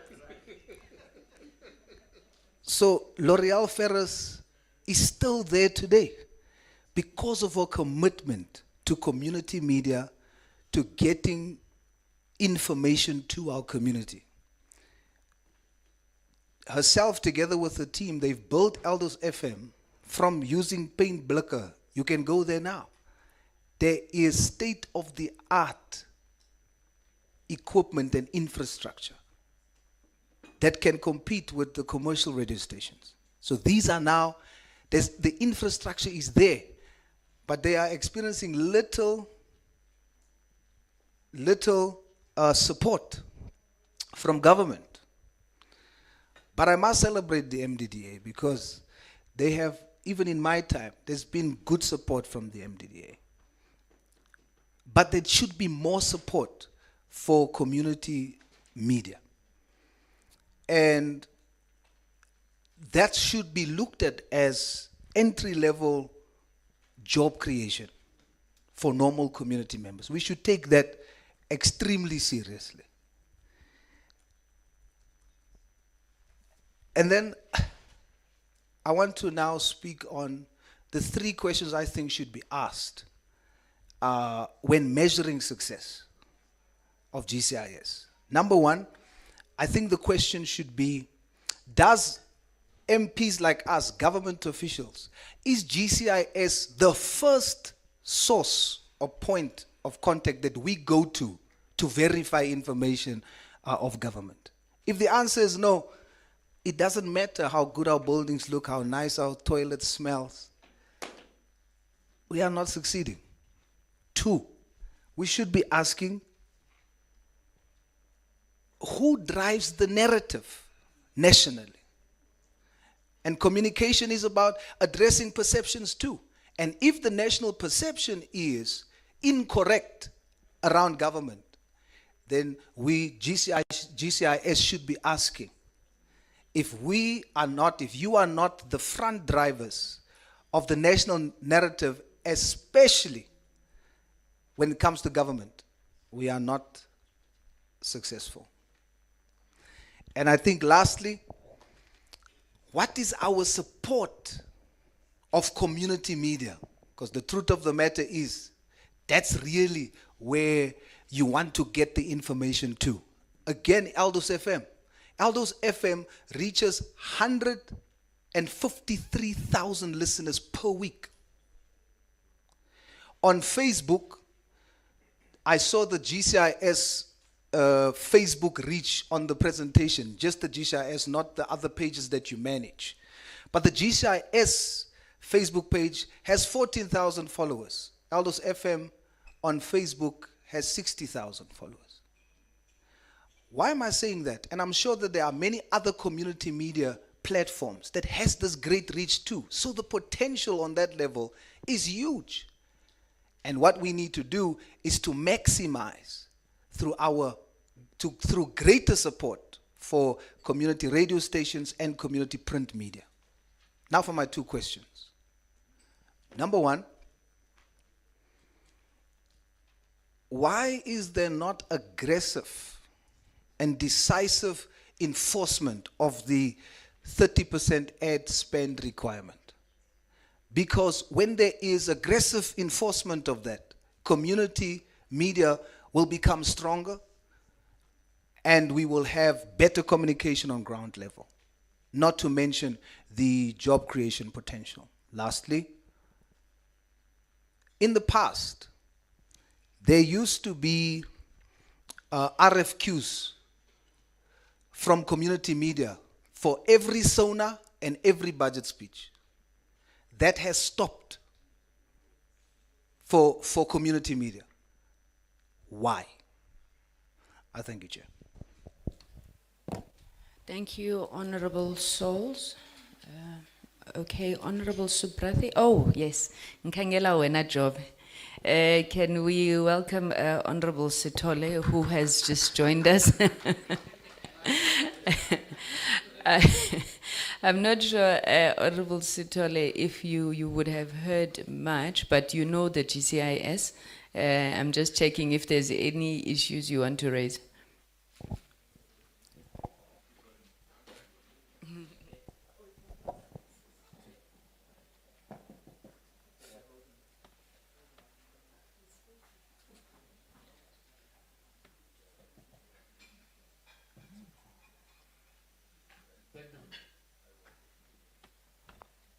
Thank you very much, Honorable Chairperson, and greeting to you and honorable members and officials from different departments and different entities. Now, Honorable Chairperson, I think only mine is that I'm not happy about the work of GCIS, because there's a lot of publication that they're supposed to do, and the failure of them for not actually reviving the Vukuzenzele, because Vukuzenzele was part of government information center. So now, if that one can be ratified, Honorable Chairperson. And other Honorable Chairperson, we have the agreement that was done between the GNU structures, but that one was never communicated to communities at large. So now I'm trying to check, because there's a lot of things that the information that the public are receiving, which are not informed information. If that one can be fixed, Honorable Chairperson. Thank you very much. Thank you, Honorable Stolle. Honorable Subrathi. Thank you, Chairperson, and greetings once again to everybody. Chairperson, I had time to reflect on the question that you asked earlier. And that was, what will success look like for GCIS? Chairperson, of the 60 plus million South Africans, a question that came to my mind We're dealing with the government communication information system. The question that I asked, if a citizen of this country wants to know something, wants to find out something, wants to connect with this government, who do they turn to? Which is that portal, that sacred body that is connectable, that is friendly, that they can relate to? I think one might say, no, go to the presidency. That's quite overwhelming. Go to the Department of Finance. It's quite overwhelming. I think the government communication information system, firstly, is a very long word. If I were to rebrand it, I would call it the government Kuluma department. I think the GCIS is a very complicated word. I think even honorable new MPs will have to get used to it. So the thing I am saying, Honorable Chair, firstly, is GCIS a two-way communication system between government and the people? Or is it just a top-down? No, we send that information, we put a tick box until the portfolio committee comes and raps us on the wrist and say, but why didn't you tell them about post-bank black cards? No, we'll do it. No, it has to be a two-way communication system. Of go somewhere out there or somewhere, whoever they may be. A communication system is something that is alive. It should be something that's present. It should be something that's in people's faces. It can't be, if you want to find out something, you go to www.gov.za. Social media has redefined access to information. Many people get updated in political updates through just merely the social media of TikTok. So I am saying my first contribution is, what would success look like? Success for me, for GCIS, would look like if every South African knows that I must go to that department and I will be heard, I will find what I want, and if I want to escalate a concern, they will have the information system to receive my input and then direct it to the correct department. I think for me, that's when GCIS will truly be fulfilling this mandate of sharing, of informing and being informed. Chairperson, before I forget, I was informed that we have lots of important personalities over here, people who are what I would like to call the engine room of GCIS, people in the media space. It's through you, Chairperson. My wish is, maybe this is one of my such requests also, my wish is to really hear them respond as well about what do they think, what are they doing in GCIS, where have we gone wrong? Because in my introductory comments, I asked two probing questions. Are we sufficiently informing all South Africans? And are we sufficiently communicating between departments? Chairperson, the next aspect I want to question and talk about is the machinery of communication. In the media space, one of the greatest challenges is having good content. So one is to have good content, but once you have the good content, what is the machinery that we are using? From what we understand, there's the internet, we understand there's the community radio, community media. How strong are we in the social media space? That which we all know that we are a fairly young country that's very comforting. I think the average age is under 27 years. And most of our young people are on social media platforms. Now, do we have a focused department that talks to social media, that's reaching out to the people? So how strong is the machinery that we use to communicate this information we wish to share?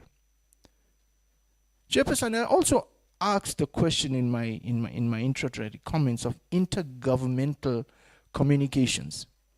Now, there's been a few contemporary issues and current issues that's come up. So my question is, does the media department of GCIS, or GCIS, which is the media department, does it, for example, talk to the media department in the Department of Finance, or the Department of Basic Education, or the Department of Social Development. Why I have picked on these departments? For example, there's an important narrative that our South Africa needed to be informed when the budget date was postponed. And there was a false narrative that was coming up. It was being politicized. But really the postponement was a sign of a working government that wants to collaborate, that wants to find common ground for the interests of South Africans. That is a correct narrative. Now, did GCIS work with the Department of Finance and come up with this narrative of, firstly, did they speak? Is that conversation taking place? And if they did, are they communicating it to people, to South Africans? Are you use social development because of the SASSA cards? Did that communication take place between the two media departments, if there is a media department in social development? And then the GCI says, okay guys, this is what we need to do. This is how we can enhance you, we can supplement you or complement you. I still feel there is a lack. For example, spaza shops. To credit to GCIS, I am on the WhatsApp channel and I've seen it coming there almost every day. There is a GCIS reminder. But there's 1.6 million people on the WhatsApp channel. What about other social media platforms? And of course, Chairperson, we've been really challenged in terms of TV licenses. SABC TV licenses, a national state asset where we are not getting our licenses. GCIS could play a critical role in terms of informing the value South Africans get, the importance of being able to pay, I think 260 rands or so for license, the value they get in terms of SABC. But if that communication, again, in my introductory comments, I spoke about intergovernmental, departmental communications. If that communication is not taking place, then I don't think we're going to be we're not going to be playing for the same team, Jefferson. And hence I alluded to inefficiencies, increased costs. These things arise, and I mentioned, due to the lack of interoperability and intercommunications. So, Chairperson, in summary, I still go back to what I mentioned at the outset. I am not convinced that all South Africans are able to connect and identify with GCIS. We need to revisit that. And I'm not convinced that there is interoperability and sufficient intergovernmental communications. Thank you, Chairperson. Thank you, Honorable Subrathi. I'm sure when you opened the meeting, you did probably apologize that we started a bit late, so we're going to have to try and catch up on time. I've just made a request that the presentation on the 30% compliance on government spend, together with the next one on the sustainability of community media, we just club those together to save time. You know, when we're asking for a presentation on the government communication and information system, the first question perhaps we should have asked is, what is the government communication and information system?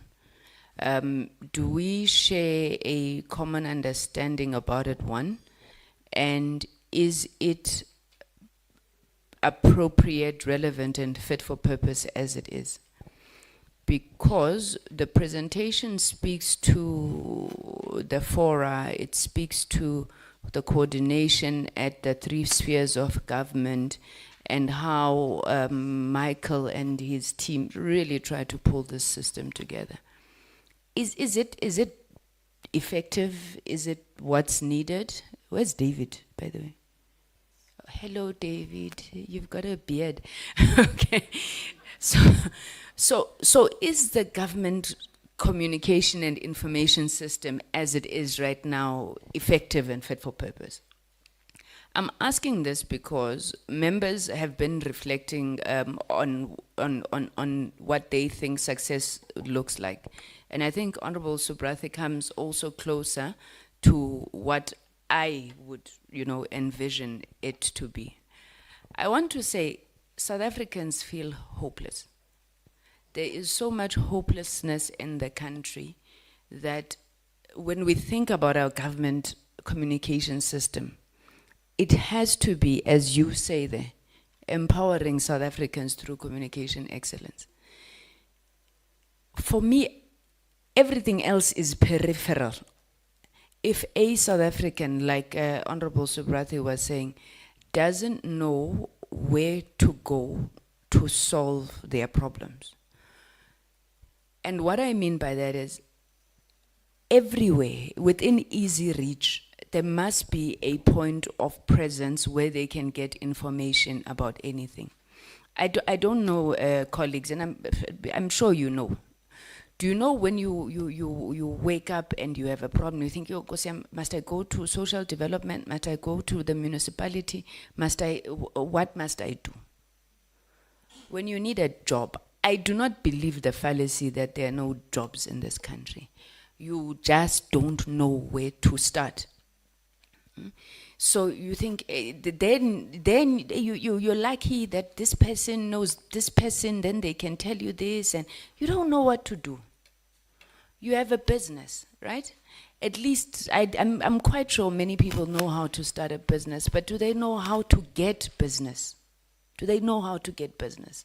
Then even then, that becomes a thing of, you know this person or you know this person, and that's what. So all of this contributes to hopelessness.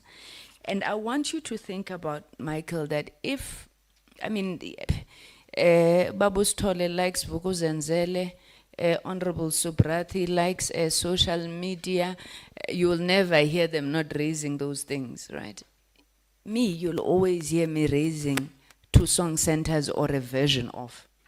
And whether it's a physical presence, it's a digital presence, like Honorable Subrathi is saying, if I knew that to get anything from my government, because remember all these things about departments and bureaucracy and red tape, those are of your making.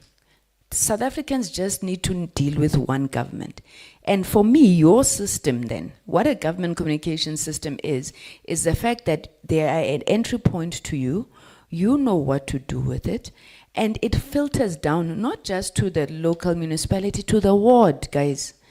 You are constantly sending out messages, and I wonder, do you ask yourself, how is this helping to empower, the South African through communication?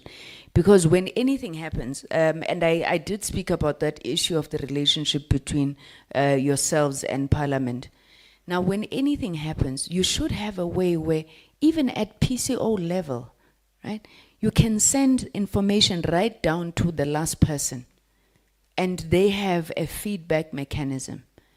And I know it can be done, because through the advent of technology, there's absolutely no reason why we shouldn't be reaching just about everybody. And you should know that if you need to communicate something that relates to the schools, if I ask you now, Mr. Nen, do you have a database of all school governing bodies?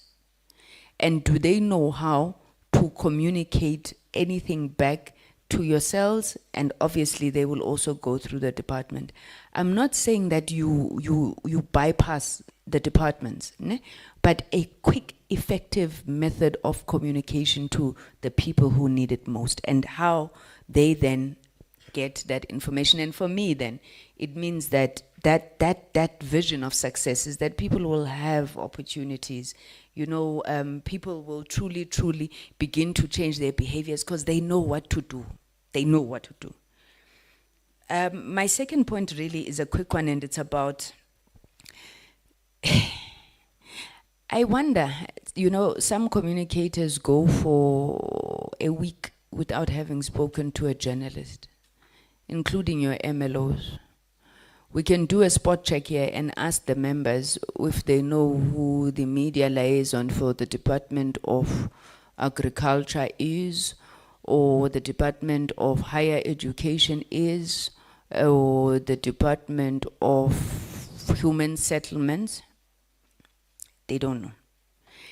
So what are they doing? Maybe, Michael, you know, right? What are they doing? Because if a day goes past and you are not speaking to the media and you're a communicator, what are you doing?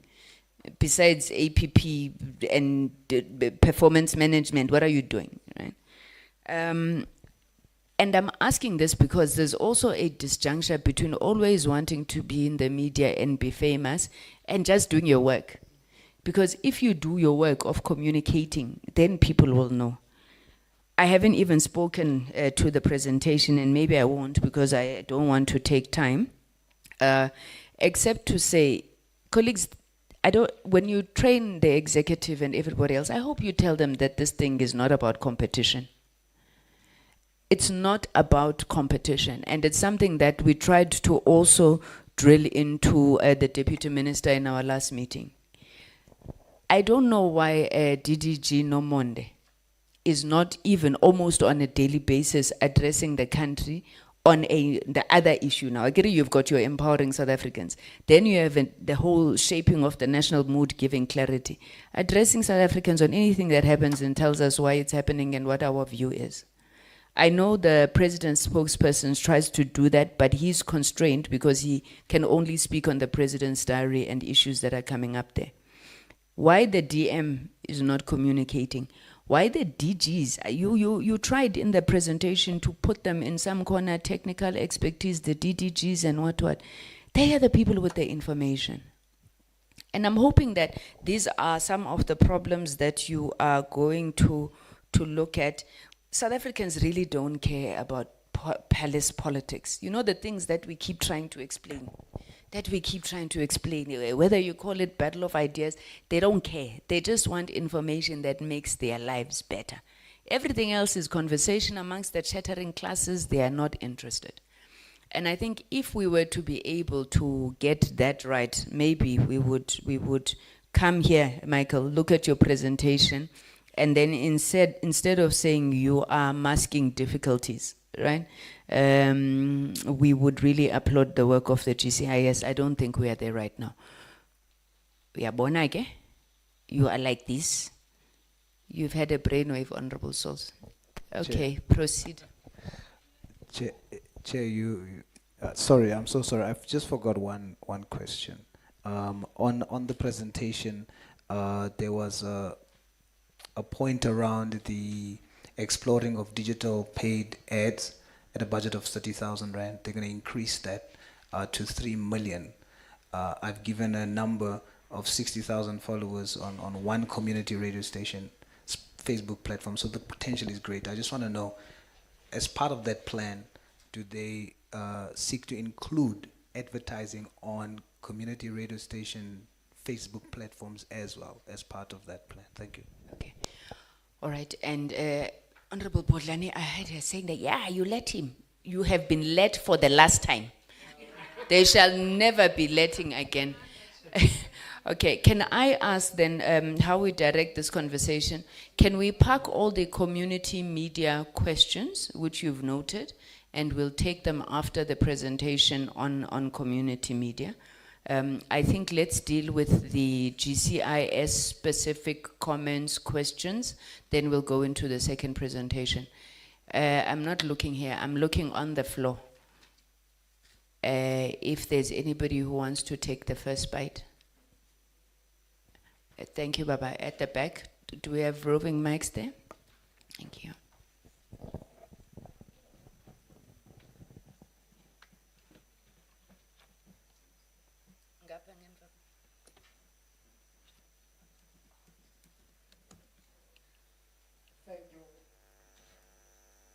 Thank you to the chairperson and members of the portfolio committee, ladies and gentlemen.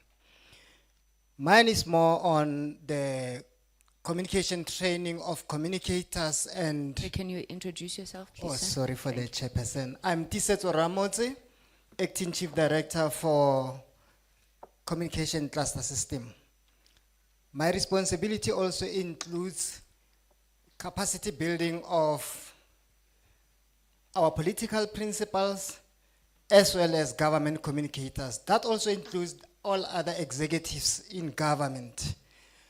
One of the things that we have done in as far as training is concerned is that we normally, before the elections, we plan for capacity building for induction of the principals after the elections. We do that for local government elections as well as for national elections. Then we write letters to together with SALGA, we prepare for local government. And after the elections, we start the training of principals, mayors in different institutions. But our training is more like we get responses from metros, from municipalities, when we write to them to say, we want to come and do training. Just before the national elections, we wrote to the presidency, we wrote to the premier's offices, DG's offices in the provinces to saying, after the elections, one of the things we're coming to do is induction of the principals. And we got responses from different provinces, and we went to those provinces that responded. We trained the premiers, the MECs, and that is the work we did. So all I can say is that yes, we are available for capacity building of the principals. We are available for capacity building of the communicators. We are doing that, like Mr. Karen said, with SALGA, and we're also doing that with the National School of Government, because together with them we put together a course on government communication training. So that is what some of the things that you are doing in as far as training is concerned. I like what you said, that it is not about competition, Chairperson. So going forward, we learned a lot from the questions that you asked. And going forward, we will close the gaps which we picked up from our own operations. Thank you very much. Thank you, Baptisetso. Another hand. I see David, lady next to you. I see number 3 here. The gentleman with the beard. Thank you, David. Thanks. Good afternoon, honourable members, and thank you, honourable members, for your question around the AfriForum matter. I'm David Jacobs. I'm the Chief Director responsible for 2 clusters, economic and international, and also newly established... Sorry, David, please won't you stand for our cameras, please? Thank you. And also recently responsible for stakeholder management and special projects. So I want to answer the question, what did GCIS do on the AfriForum matter? Firstly, government through the rapid response system received an early warning, which we acted on. There's a need for good coordination between all the role players, DIRCO, GCIS, Brand South Africa, and the presidency. We needed to bring them together with other departments on board, and we coordinated a strategizing session. And then obviously we will take our cue from the presidents, who's the chief communicator, as well as Ambassador Rasul in the US. You'll know that South Africa conducts its international relations through multilateral forums or through diplomatic channels. And then the contention of this issue is the Expropriation Act. There's misinterpretation and misinformation. So immediately we set out to develop a set of key messages, and we amplified them on our products and platforms. The messages were around asserting the constitutional role of law, the Constitution, the rule of law, and sovereignty of our country, the importance of redressing historical injustices, and the need for equitable ownership of land. We unpacked and dispelled misperceptions on the Expropriation Act, and you will know that the Act existed already from, I think it was 1975, and we explained the differences between that Act and the new legislation and the improvements that were made. Infographics were developed in this regard and shared on social media platforms. Brand South Africa also developed a fact sheet, and we had a social media drive. We also did not distract this from the government programs that were underway, especially the State of the Nation address by our president, and unpacking the State of the Nation address, the debates in parliaments, etc. We also had our Director General on various interviews, intensively on media, internationally and local media. Opinion pieces were placed, and third-party voices also helped with our communication. We also had SA News articles which was sent to 3,000 to 4,000 media houses worldwide. And our role was to ensure repetition of messages and for retention. Did we do enough? There's always room for improvements, and we're still on this communication drive. And if there's, and we're open to advice or any suggestions as how we can improve this communication going forward. Thank you.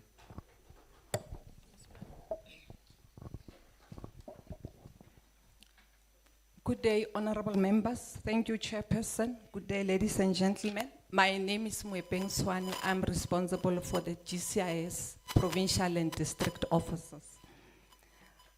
Just to respond to the question by Honorable Vilakazi on what triggers the communication interventions that we undertake at any given time at either district or local spaces, we normally do what we call environment scanning. So our provincial offices as well as district offices undertake this scanning. However, we also capitalize on the monthly district communication forum. In instances where there's outbreaks, like for instance, the past 2 weeks, KZN had an issue with foot and mouth disease.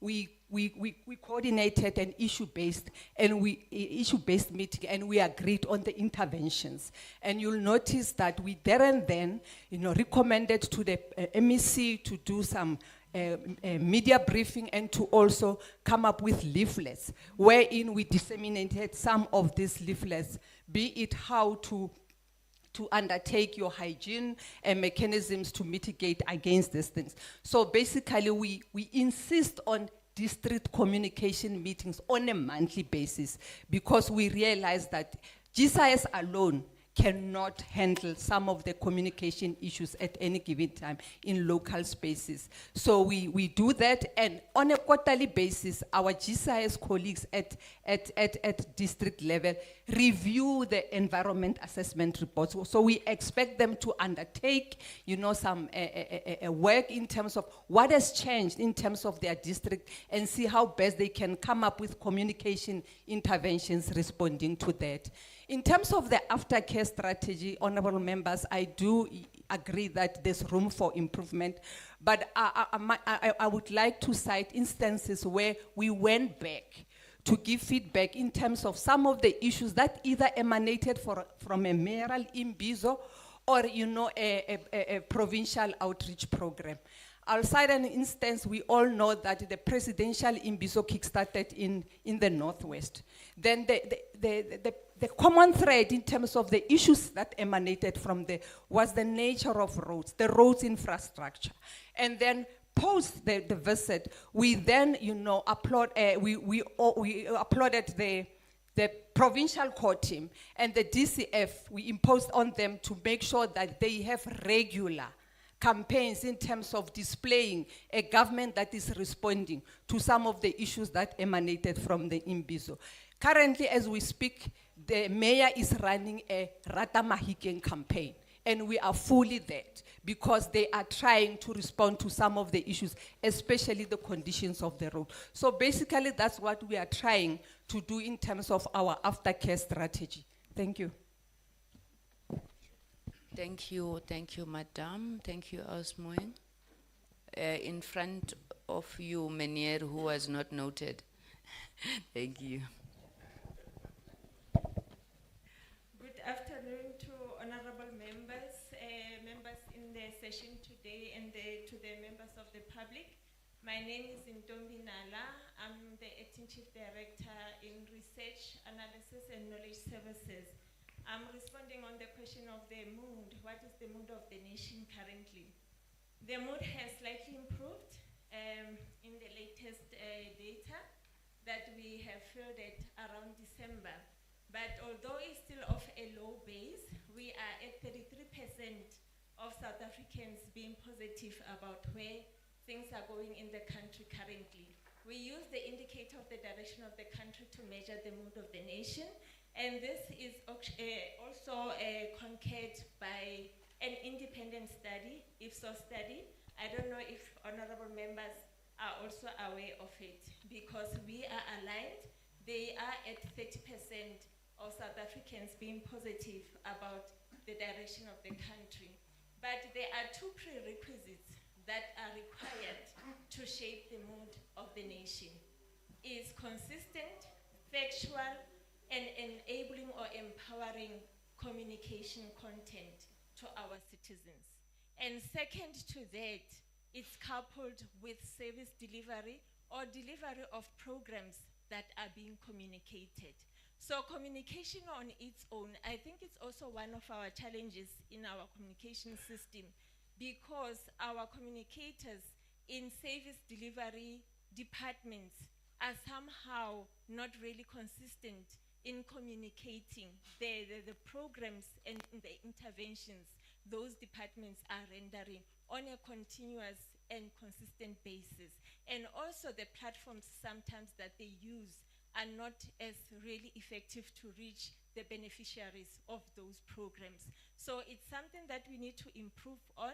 And if we improve on that and people feel the change and can access those programs that improve their lives, that's when people will change and the mood of the nation will improve even further. And I think what caused the change currently is also the implementation of programs that we have put in place. For example, load shedding was a pain for all South Africans, and it seriously impacted the quality of life of most South Africans. But as we consistently communicated and we were seen as government to do something about it and to also be sincere about the pain and the challenges of South Africans and delivering on that, we saw the shift. So it's about being effective in service delivery, but also effective in our communication manner. Thank you.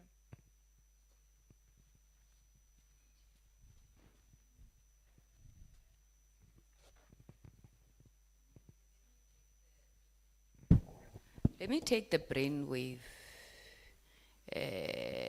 Those will be the last two hands. I see Nelly is thinking whether she's going to put her hand up.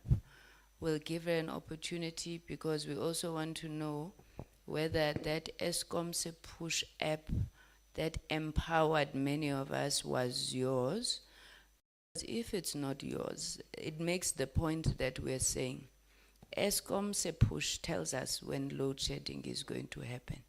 Yes, the minister can stand here and tell us the reasons, but for us to know what is important, it's Eskom Se Push.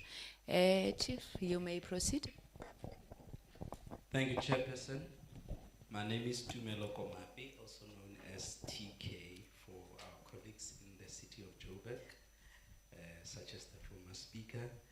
So I was responsible for digital in the city of Joburg. I am doing the same here at the GCIS, although I just started in November. Shall I be responding? Wait. Are you the TK of the tweets? Yeah. Yeah, I think we owe this man a round of applause. Lovely to meet you, TK.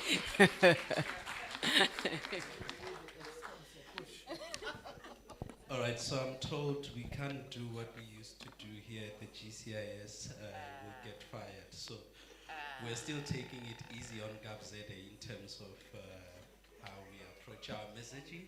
I'm also told I must wait for my, what do you call it? Probation before I can stretch it and all of that. So I'm treading very carefully. All right, so I'm answering the question on content creators, as well as the one on what does success look like. I think whatever is talking about the future will touch on digital. And then is GCIS a one-way system? Then the last one is the paid ads and the influencers. All right, let me start with the difficult one. What does success look like for digital in the near future? Well, I've started recently. My view is that automation and digital transformation, those should be the key words that everyone within the comm space get familiar with. Basically, what we need to be doing is to have a one unified omni-channel system. Omni-channel meaning multi-platform. We're already piloting that technology here at the GCIS, which will automate all digital platforms, whether social media, WhatsApp, or even a call center platform, the technology will be able to track and trace all the comments that are coming through those platforms. It will give each comment a ticket number.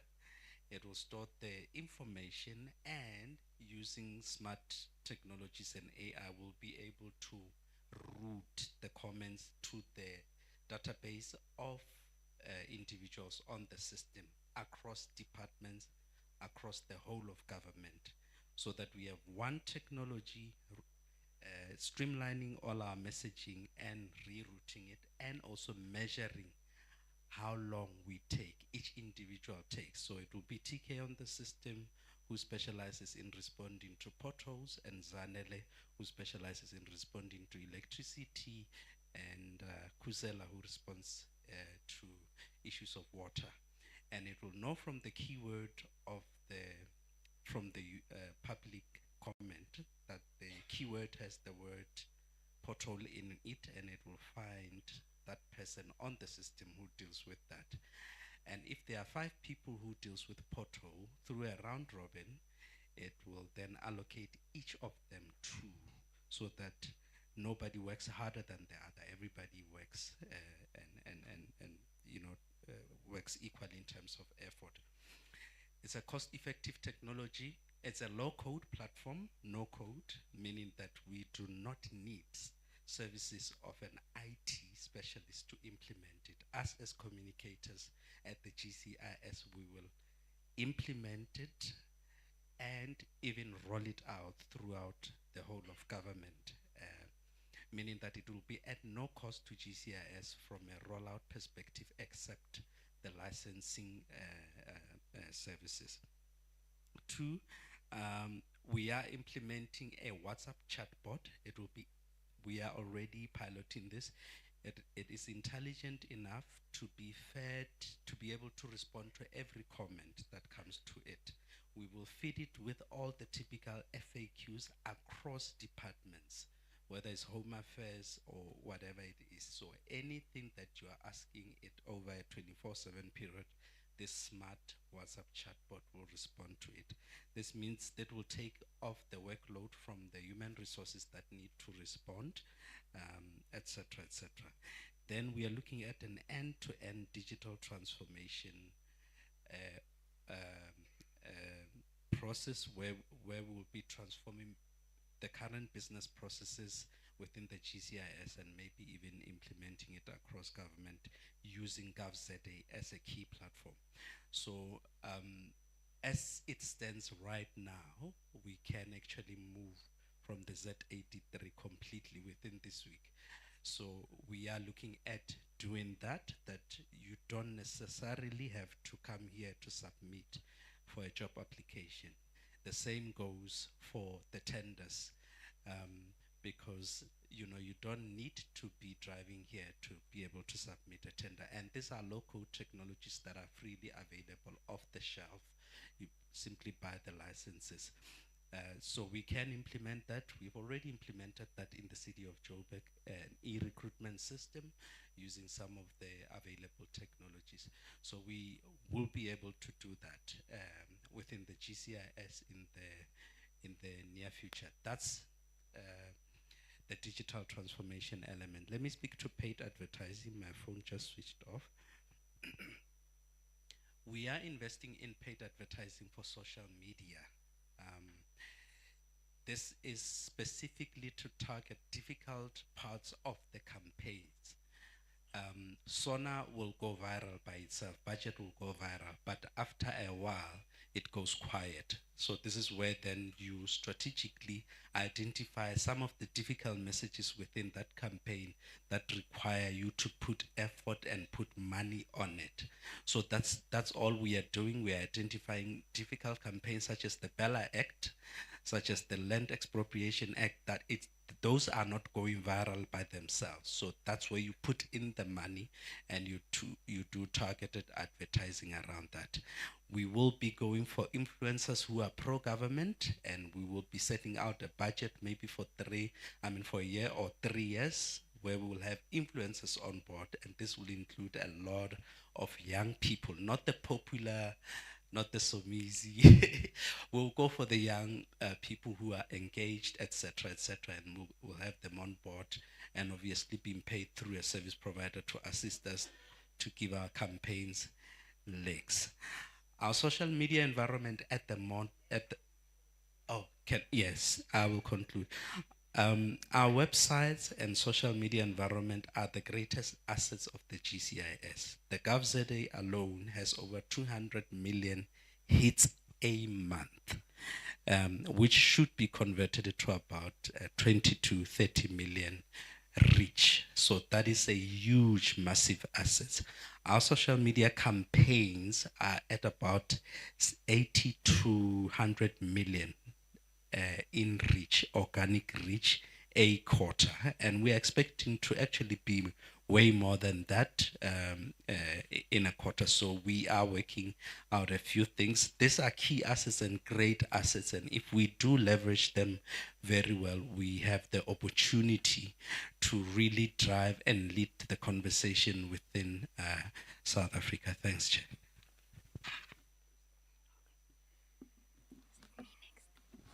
Thank you, TK, for those responses. Let me thank management for responses. We're really going to try and have to be tight now. I'll give Michael and the team maybe 10 to 15 minutes just to wrap up. I want to propose that after these responses, we take the AIP presentation, then we break for lunch and then come back and engage on the AIP presentation. If that is in order, Mr. Curran? Thank you, Madam Chair. Okay, thank you, Madam Chairperson and the honourable members. It's Honourable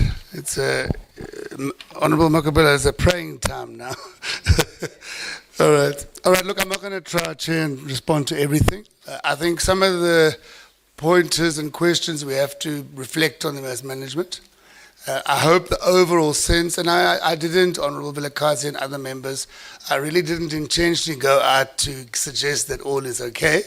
I think what I want to do is just really give the sense that we have an institution that is quite stable, despite quite a rocky decade. We are definitely on the improvement trajectory. If you hear the previous speaker, we definitely, to the honourable freedom fighter member, we definitely are looking at making sure that the platforms and the innovations we do are youth-friendly and futuristic. I think it was Honourable Botlani that asked about futuristic. So please, there are problems, obviously. Honourable Shongwe, the budget is a metaphor you were using about the young man in the township. I'm going to come to that in a minute. It's a very relevant point, and I'll come back to that. But for now, we do have challenges, and Honourable Makabela, I'm going to come to the praying at the end, just to give you comfort. I think, firstly, the issue of the brand South Africa, as Honourable Diko, Honourable Subrathi, and Honourable Makubela raised, I think you are right. That's what we have to aspire for. We want, we've said it a lot in our conversations, that ethos of who we are, what we stand for, what is that South African identity, and this place being that one-stop shop of the legitimate first order of, well, let me go and ask Jesus. I can say, honourable members, it's definitely what our vision is, or our intention is, and we've obviously seen through the websites and a lot of the queries we get, particularly when there are incidents of crisis, like we had in July 21. It was an overwhelming sense that we are where people go to get their credibility. But obviously it's not a done deal yet. And a lot of the work we need to do is to, across Honourable Sitole's area of interest, and the Honourable Digital Leader, and the Honourable Tusong Leader, we do need to look at how we fortify our suite. And I think the comments made for every chief directorate here are extremely relevant in that regard. We want to be that one-stop place of correct, accurate information. You know, the young man in Ikasi is walking there, and it's a very tricky question, Honourable Shongwe. GCIS has oscillated under its leadership eras of do we lead from the front or the back or the, you know, are we, as Deco said, or the chairperson Deco said, are we the one where the intangible thing is made tangible in our name, or are we the one where the intangible thing is realized because our colleagues from SASSA have realized there's a technical problem now and they're expediting the communication around access to the swapping of the card. So if the young man is asked a question about his life, his lived experience, would he answer, oh yes, I got the information from GCIS, or would he, yes, the community development worker called a meeting last night.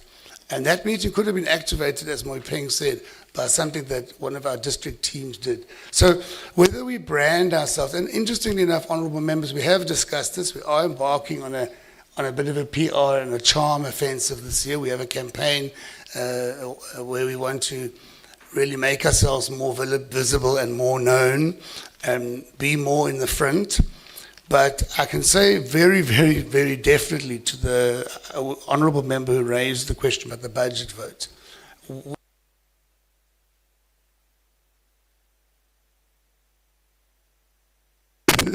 We were, yes, indeed.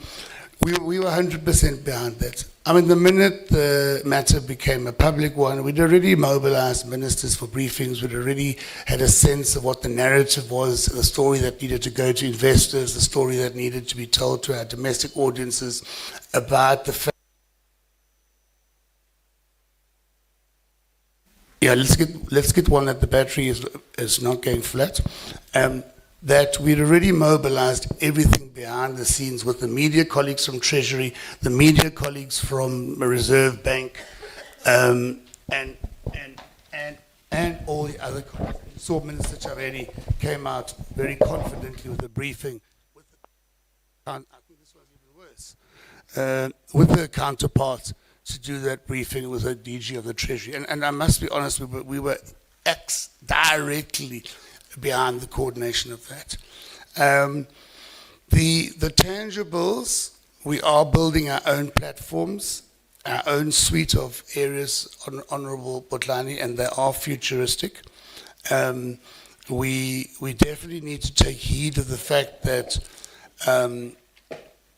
the problem that we sit with, and Honourable Shongwe, it's implicit in your question as well, and Honourable Vilakazi, is that we don't, Honourable Chair, have that. Firstly, we don't own the content of other things. So your question about the database, I'm very cautious how I want to answer that, Honourable Chair. Because the first answer I can say to that is, once we leave the social cluster, and Tisetso leaves rapid response in the morning, and by 10 o'clock there's a database, Elijah will have cascaded that. Now, Elijah is the head of communication of DBE. He would have cascaded that very quickly. Obviously, we don't know if he did it. So your question of whether we had the database ourselves. So I think if I had to be getting back to Honourable Vilakazi's point and others, the problem is that you have to nurture relationships, and it's not optimal, because then someone is almost like they're doing you a favor to do something. If I say that to honourable members here in a meeting and you ask me, did this thing go to every embassy? I can say, yes, it went. Because we created a toolkit and we gave it out, and we can't always be sure if maybe someone didn't push the enter button. So maybe our future image of success needs to be the ability to better qualify and verify some of the things that maybe we take for granted. But I must be honest with you, if you had to ask me the biggest challenge now, whether that immediately means we need to legislate communication, when it's a concurrent, independent kind of function, as opposed to having norms and standards and guidelines and a 30%, is a very complex debate. And the white paper process that we're doing is aiming at taking that into a more rigorous and a more obligatory relationship. But yes, I think if I had to be honest with you now, with a stable institution a development of new products and platforms.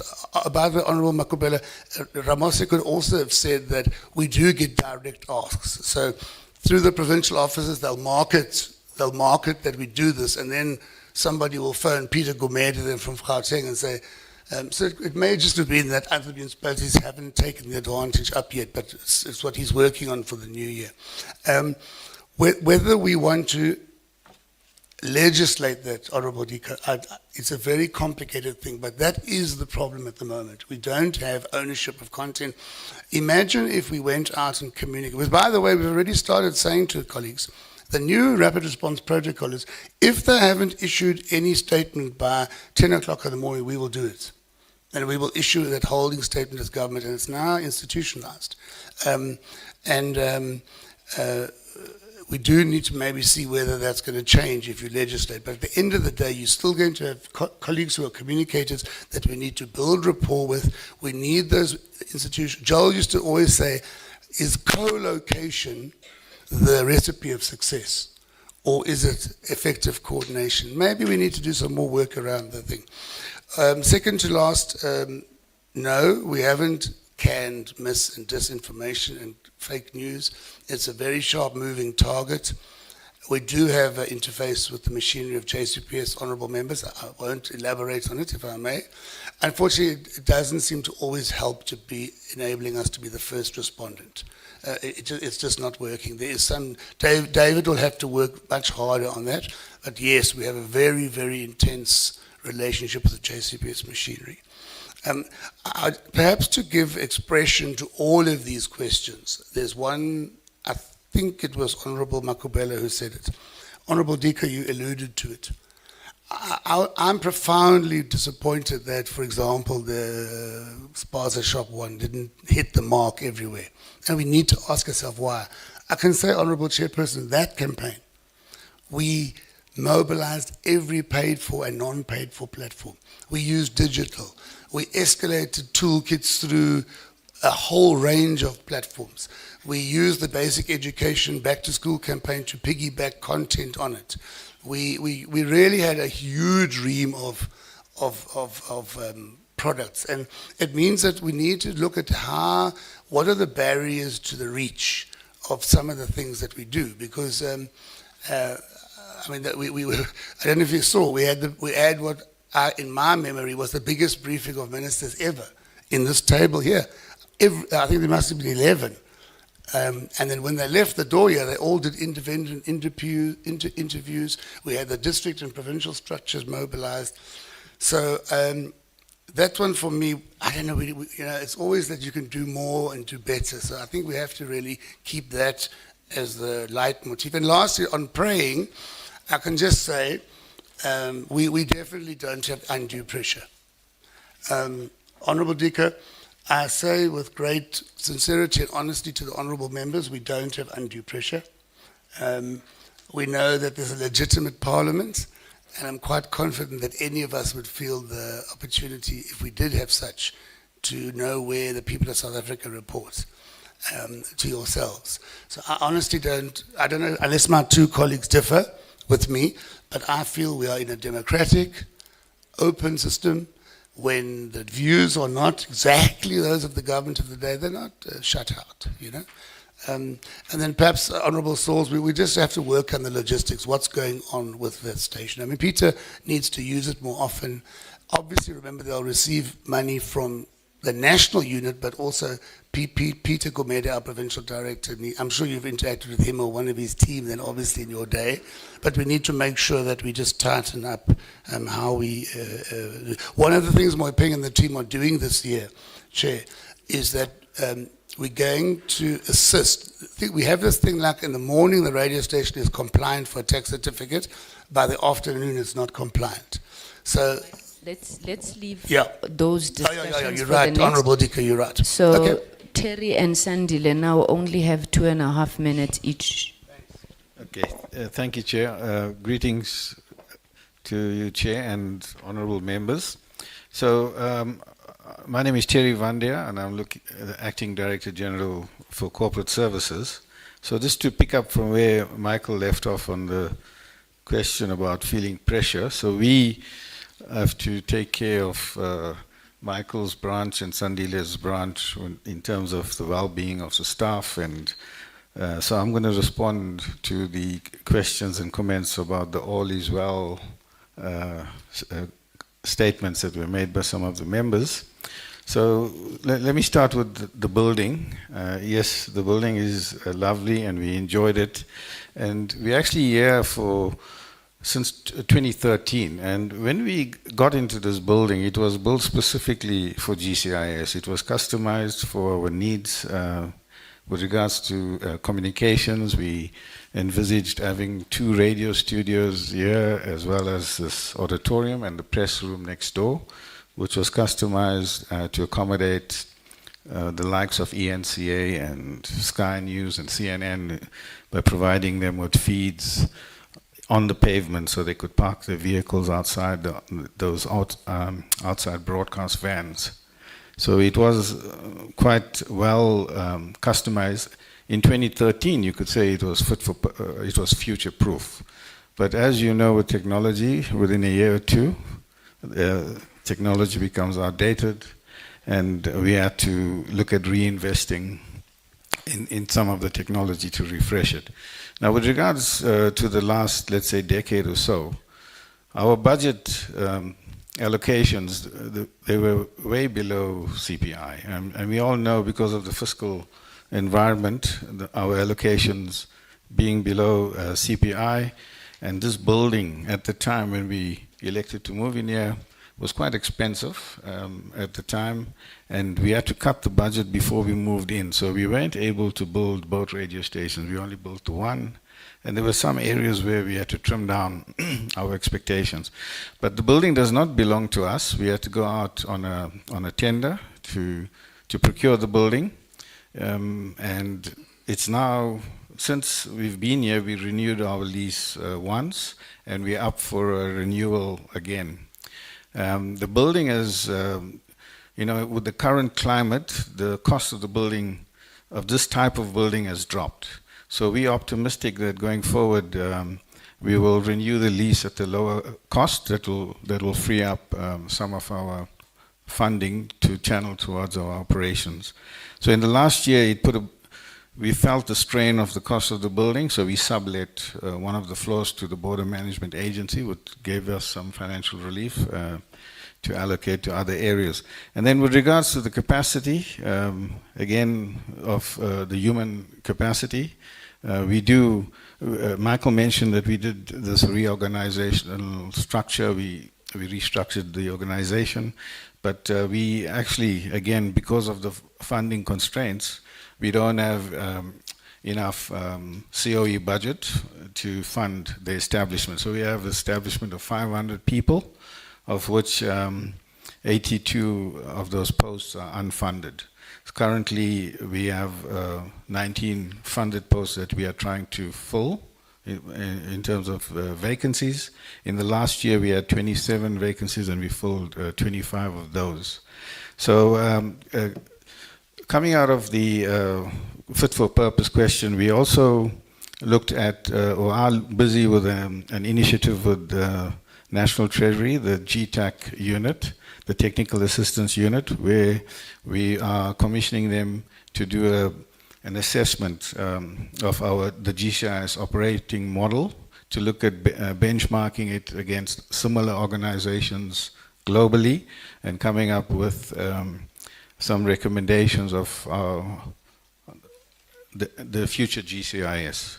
And based on that, we will go through another round of organizational restructure to meet some of the recommendations that come out of this exercise for the fit for purpose GCIS.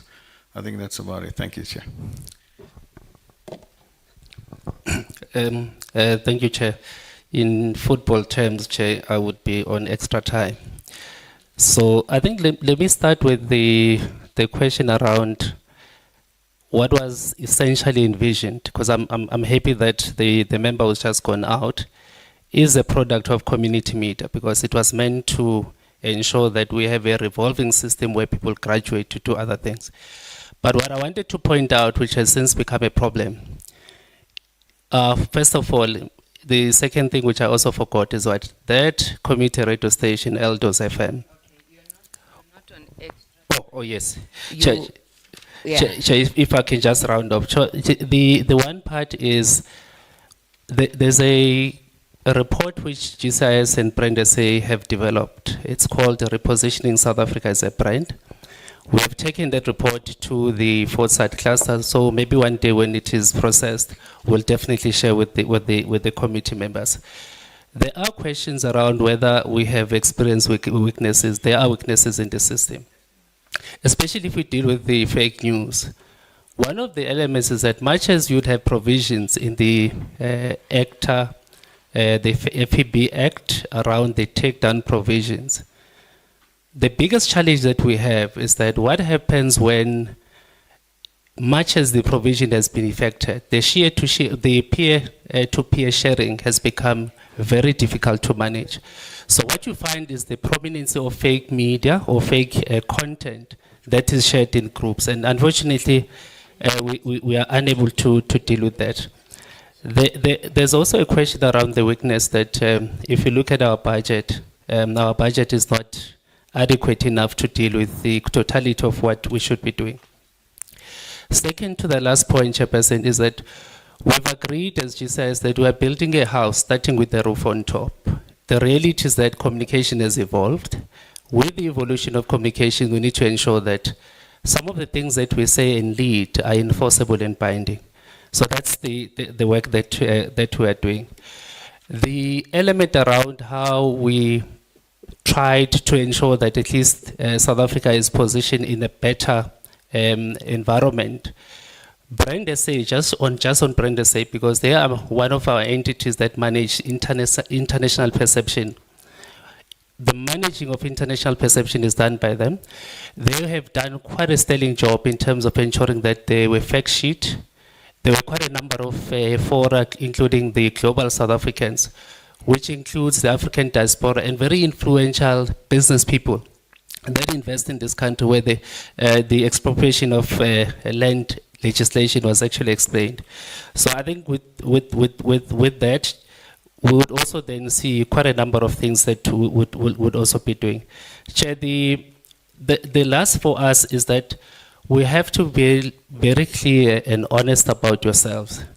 In all our publication, we don't censor. In fact, we have editorial policies that discusses in each and every platform that we have, whether it would be SA News, whether it would be. So we don't censor at all. Thank you so much, Chairperson. Thank you very much to the EXCO, the MENCO for your comprehensive responses.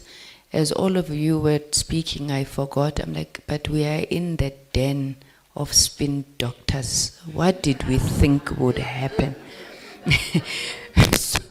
So yeah. Let me leave that at that. But thank you for responding nonetheless. I'm looking for Mayor Shweshwe, CEO of MDDA. If we can take your presentation and then we'll break after that. I mistakenly said AIP. I know that we're supposed to hear from Brand SA.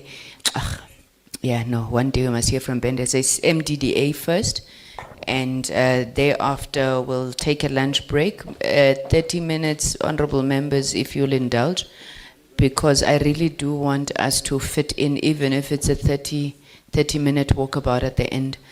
You are welcome, CEO. You may proceed. Thank you very much, Chairperson of the Portfolio Committee.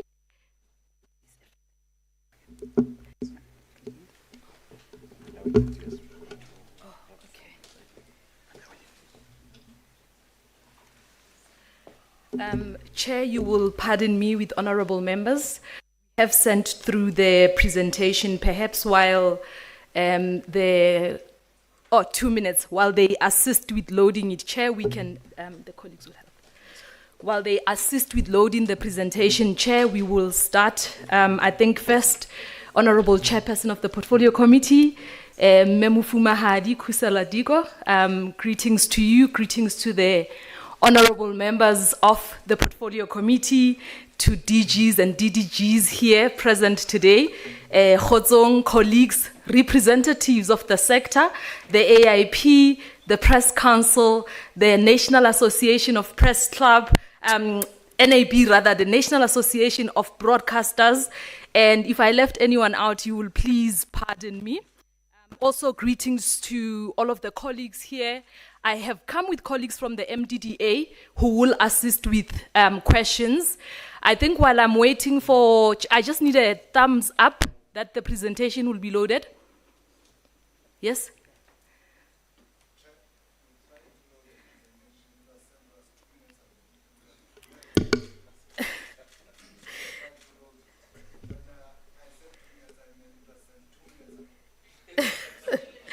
Okay, Chair, I will accept that that is indeed the case. I will first start by laying the foundation, Chair, of community media and community publishing, in that these community initiatives really bring to life the constitutional guarantees that says everyone has a right to freedom of expression and everyone has a right to access information, as well as everyone has a right to freedom of conscience, religion, thought, and belief. Many of the community publishers that have joined us today would know that they carry this burden, yes, with support from government through the MDDA, as well as advertising that is facilitated through other government entities, department, as well as GCIS.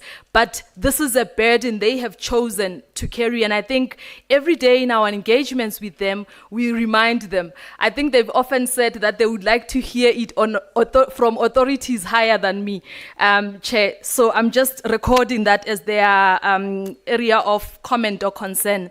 Chair, the MDDA has a mandate of ensuring that there's media development and diversity in the country. I think from the presentation that GCIS shared earlier on and the questions that have come from the floor from the members of parliament, there's a clear indication that there is a need for us to focus on grassroots media or community media. For the session today, we will focus in the main on publishing. However, the MDDA has provided support to community broadcasters as well as community publishers. I want to also just, Chair, first set the scene of how we find ourselves where we are, because the members of the AIP will bring to the attention of the portfolio committee members who are here and community members who are here and those who are stakeholders in this place, the challenges that exist where funding is concerned. The current funding or income for the MDDA, the main funder are the broadcast funders through the Universal Access Fund levy, which is 0.2% of the revenue that is made by the broadcasters for operating the license. These funds are ring-fenced as per the ECA, which has meant that over the past few years, when we saw a decline in support in the form of financial from the print sector and the publishing sector, it has had adverse impact in our ability as the agency to be able to support community media. And for that reason, Chair, it has been very difficult.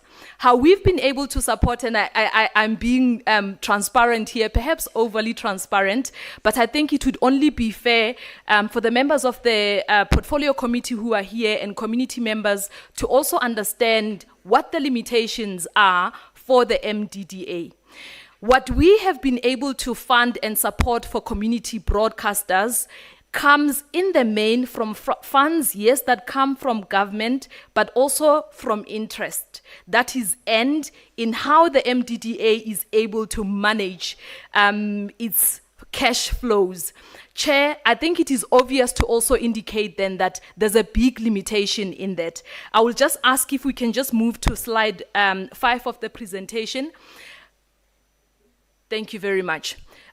Chair, I want to focus just on the next slide, please. I want to just focus on the 7 objectives of the agency, which come from the mandate, which is this building this developmental media and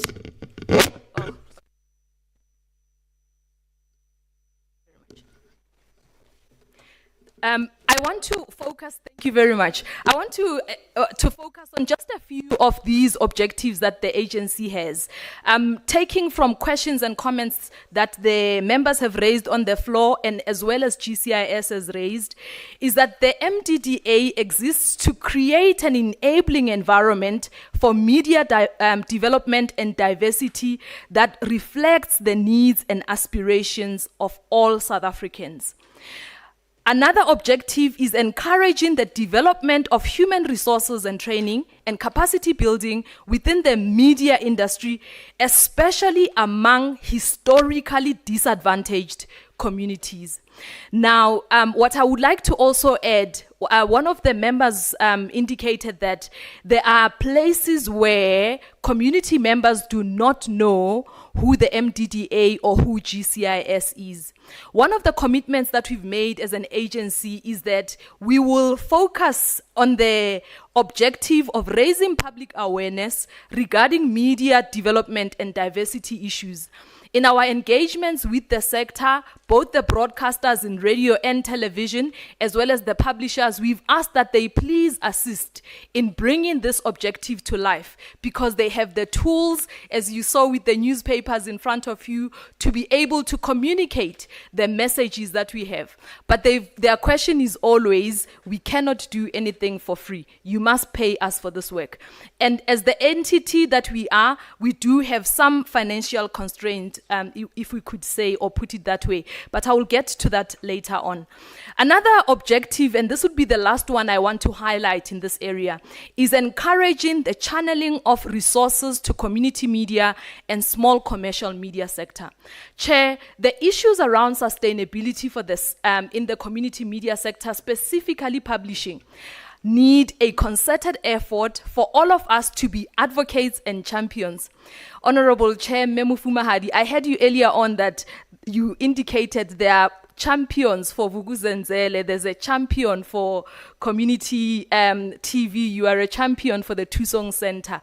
I would like to ask that among you, can there be a champion for community publishing who will at every turn ensure that we encourage support for community publishers, because they are able to do what many are unable to do, reach community members in indigenous languages with messages that resonate, where they are able to understand the issues. We also do know that because of the shape of our country post-1994 to where we are now, majority of media publications are often in the cities, are inaccessible to community members. As such, Chair, it is important for us to critically emphasize the importance for us to advocate and encourage the channeling of resources to community media. Resources include advertising, include sponsorship and promotion, but it also includes one being able to just volunteer their time to mentor someone at a community station. One of the members in the front indicated that they are a product of El Dorado FM. I think there would be many in this country who will tell you that they have made it to the commercial and more established media spaces, having walked through a door of community media. That includes myself. Chair, on the screen now is what I will say is the sources of income for the MDDA. Now, I'm happy to say that I did see Menadia Bulbalia here, who is with the NAB, that the funders or the majority of the contributors to the Universal Access Levy or USAF levy you are seeing there of 0.2%, which contributes 58% of our income, is the broadcast funders, and these are NAB members. And we appreciate the support that they have brought forth and the commitment that they continue to live through from when this agency was found. Having said that, Chair, I do want to say that we have also committed with the AIP. We will embark on a journey where we are speaking with the print sector to find ways in which they can additionally continue to support community publishing and live out the commitment they made when the MDDA was funded. Government supports us with 36%, or their support accounts for 36%. And as indicated earlier on, our other source of income is the interest. These are the funds that we are able to use to support print media. I think, Chair, in all honesty, if we are saying that many South Africans still rely on accessing information from these local newspapers and publications, this has to change. We have to find a way to find resources to support community publishing. I am happy though, because I know when the AIP comes forward, they will present on support and collaboration that has been established with Google, and I think that will inject some bit of support within the sector, but we need more continuous support, certainly from government as well as the private sector in this country, not just through advertising. Chair, what do we support in terms of print projects in the country? We support projects that are geographically based, or these could be projects that serve a particular area of interest. It could be women and people living with disabilities or various topics. And we've been able to support a number of these projects. Chair, while we support online publications, these online publications at this present moment would be linked to an actual print publication. The MDDA board is in the process of reviewing a framework which management is developing to assist in refining how the agency is able to support next. We support small commercial media as well as a number of NGOs in their various textures. Chair, the interventions that we've provided, and I want to bring a picture that we have supported since our establishment, over 300 publications or made over 300 interventions in the sector. The AIP sent us a list of their current publication, which is nearing 300 in number, and we do know that there's other associations in the country or other publications who are not members of the AIP. Therefore, Chair, we can say that there's over 300 publications in this country reaching millions of South Africans, whether it's online or as well as through the print publication, some of which you are seeing on the tables for the members of the portfolio committee who are here. In the interest of time, Chair, I do want to also indicate that there is a challenge in how many projects we are able to support in any given financial year and what we are able to support based on the limited resources which I've indicated that the MDDA is currently facing, where funding for publishing is available or print is available. Chair, we cannot forget that this week marks Mother Tongue Week. Is that correct? And the communicators in the room. And Chair, it is very important then for us to highlight that there exist publications who publish stories in indigenous languages. And therefore, Chair, there's a need for us to support this and encourage them. And I think for the work that they do, with the minimal support that they receive, they do deserve a round of applause. Through you, Chair. Thank you. Chair, I have indicated the projects that we have supported. These are just in the previous few years, the number of projects that we have supported. We do want to have more than what you are seeing on the screen, Chair. In addition to the limited funding and resources we have, the MDDA with the number of team members continue to embark on journeys where we are able to raise funds towards particularly areas of skills development for community media and training, because that is an area where we have realized that there is a gap and there are opportunities to support this sector. Chair, what the MDDA funds in the main for print publications, and I will focus in the main on the highest cost drivers. These would be your capital expenditures, the cost of printing, as well as cost of distribution. For the newspapers to continue printing and for the newspapers to be able to ensure that there's distribution, the costs are much higher.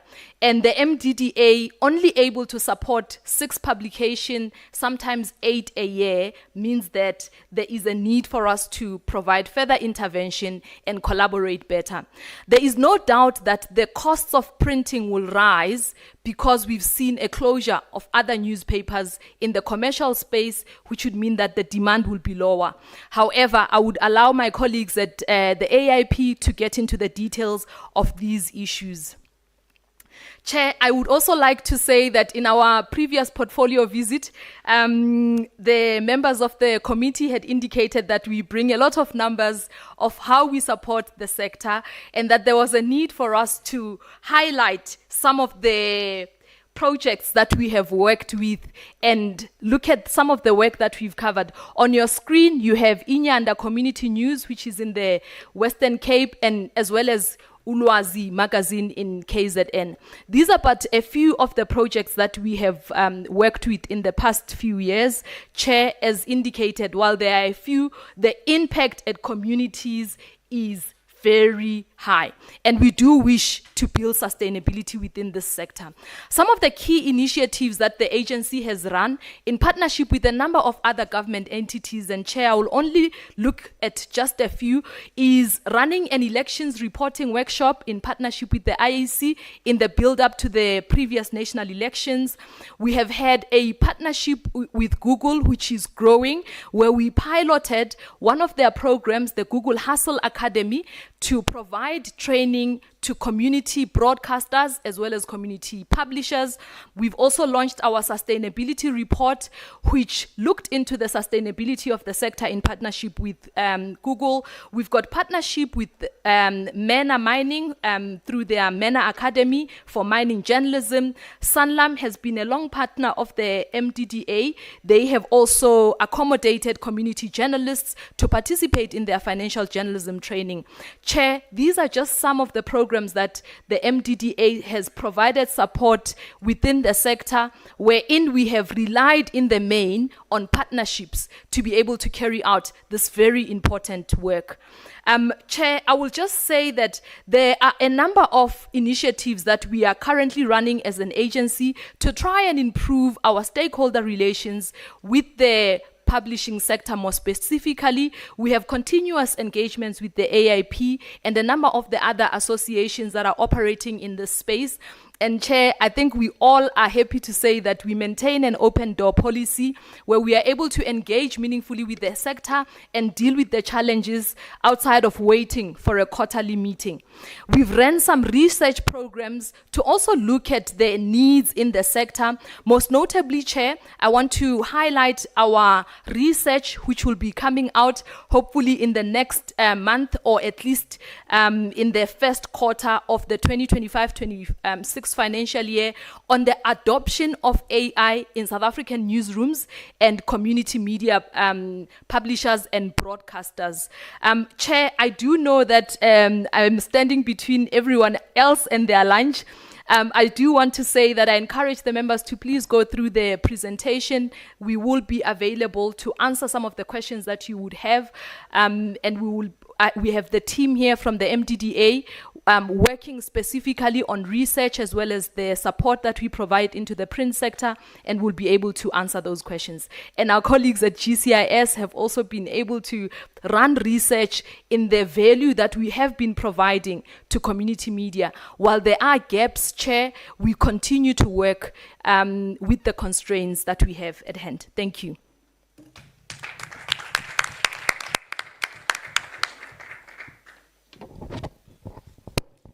Thank you very much, CEO, and thank you for that focus on print, community print.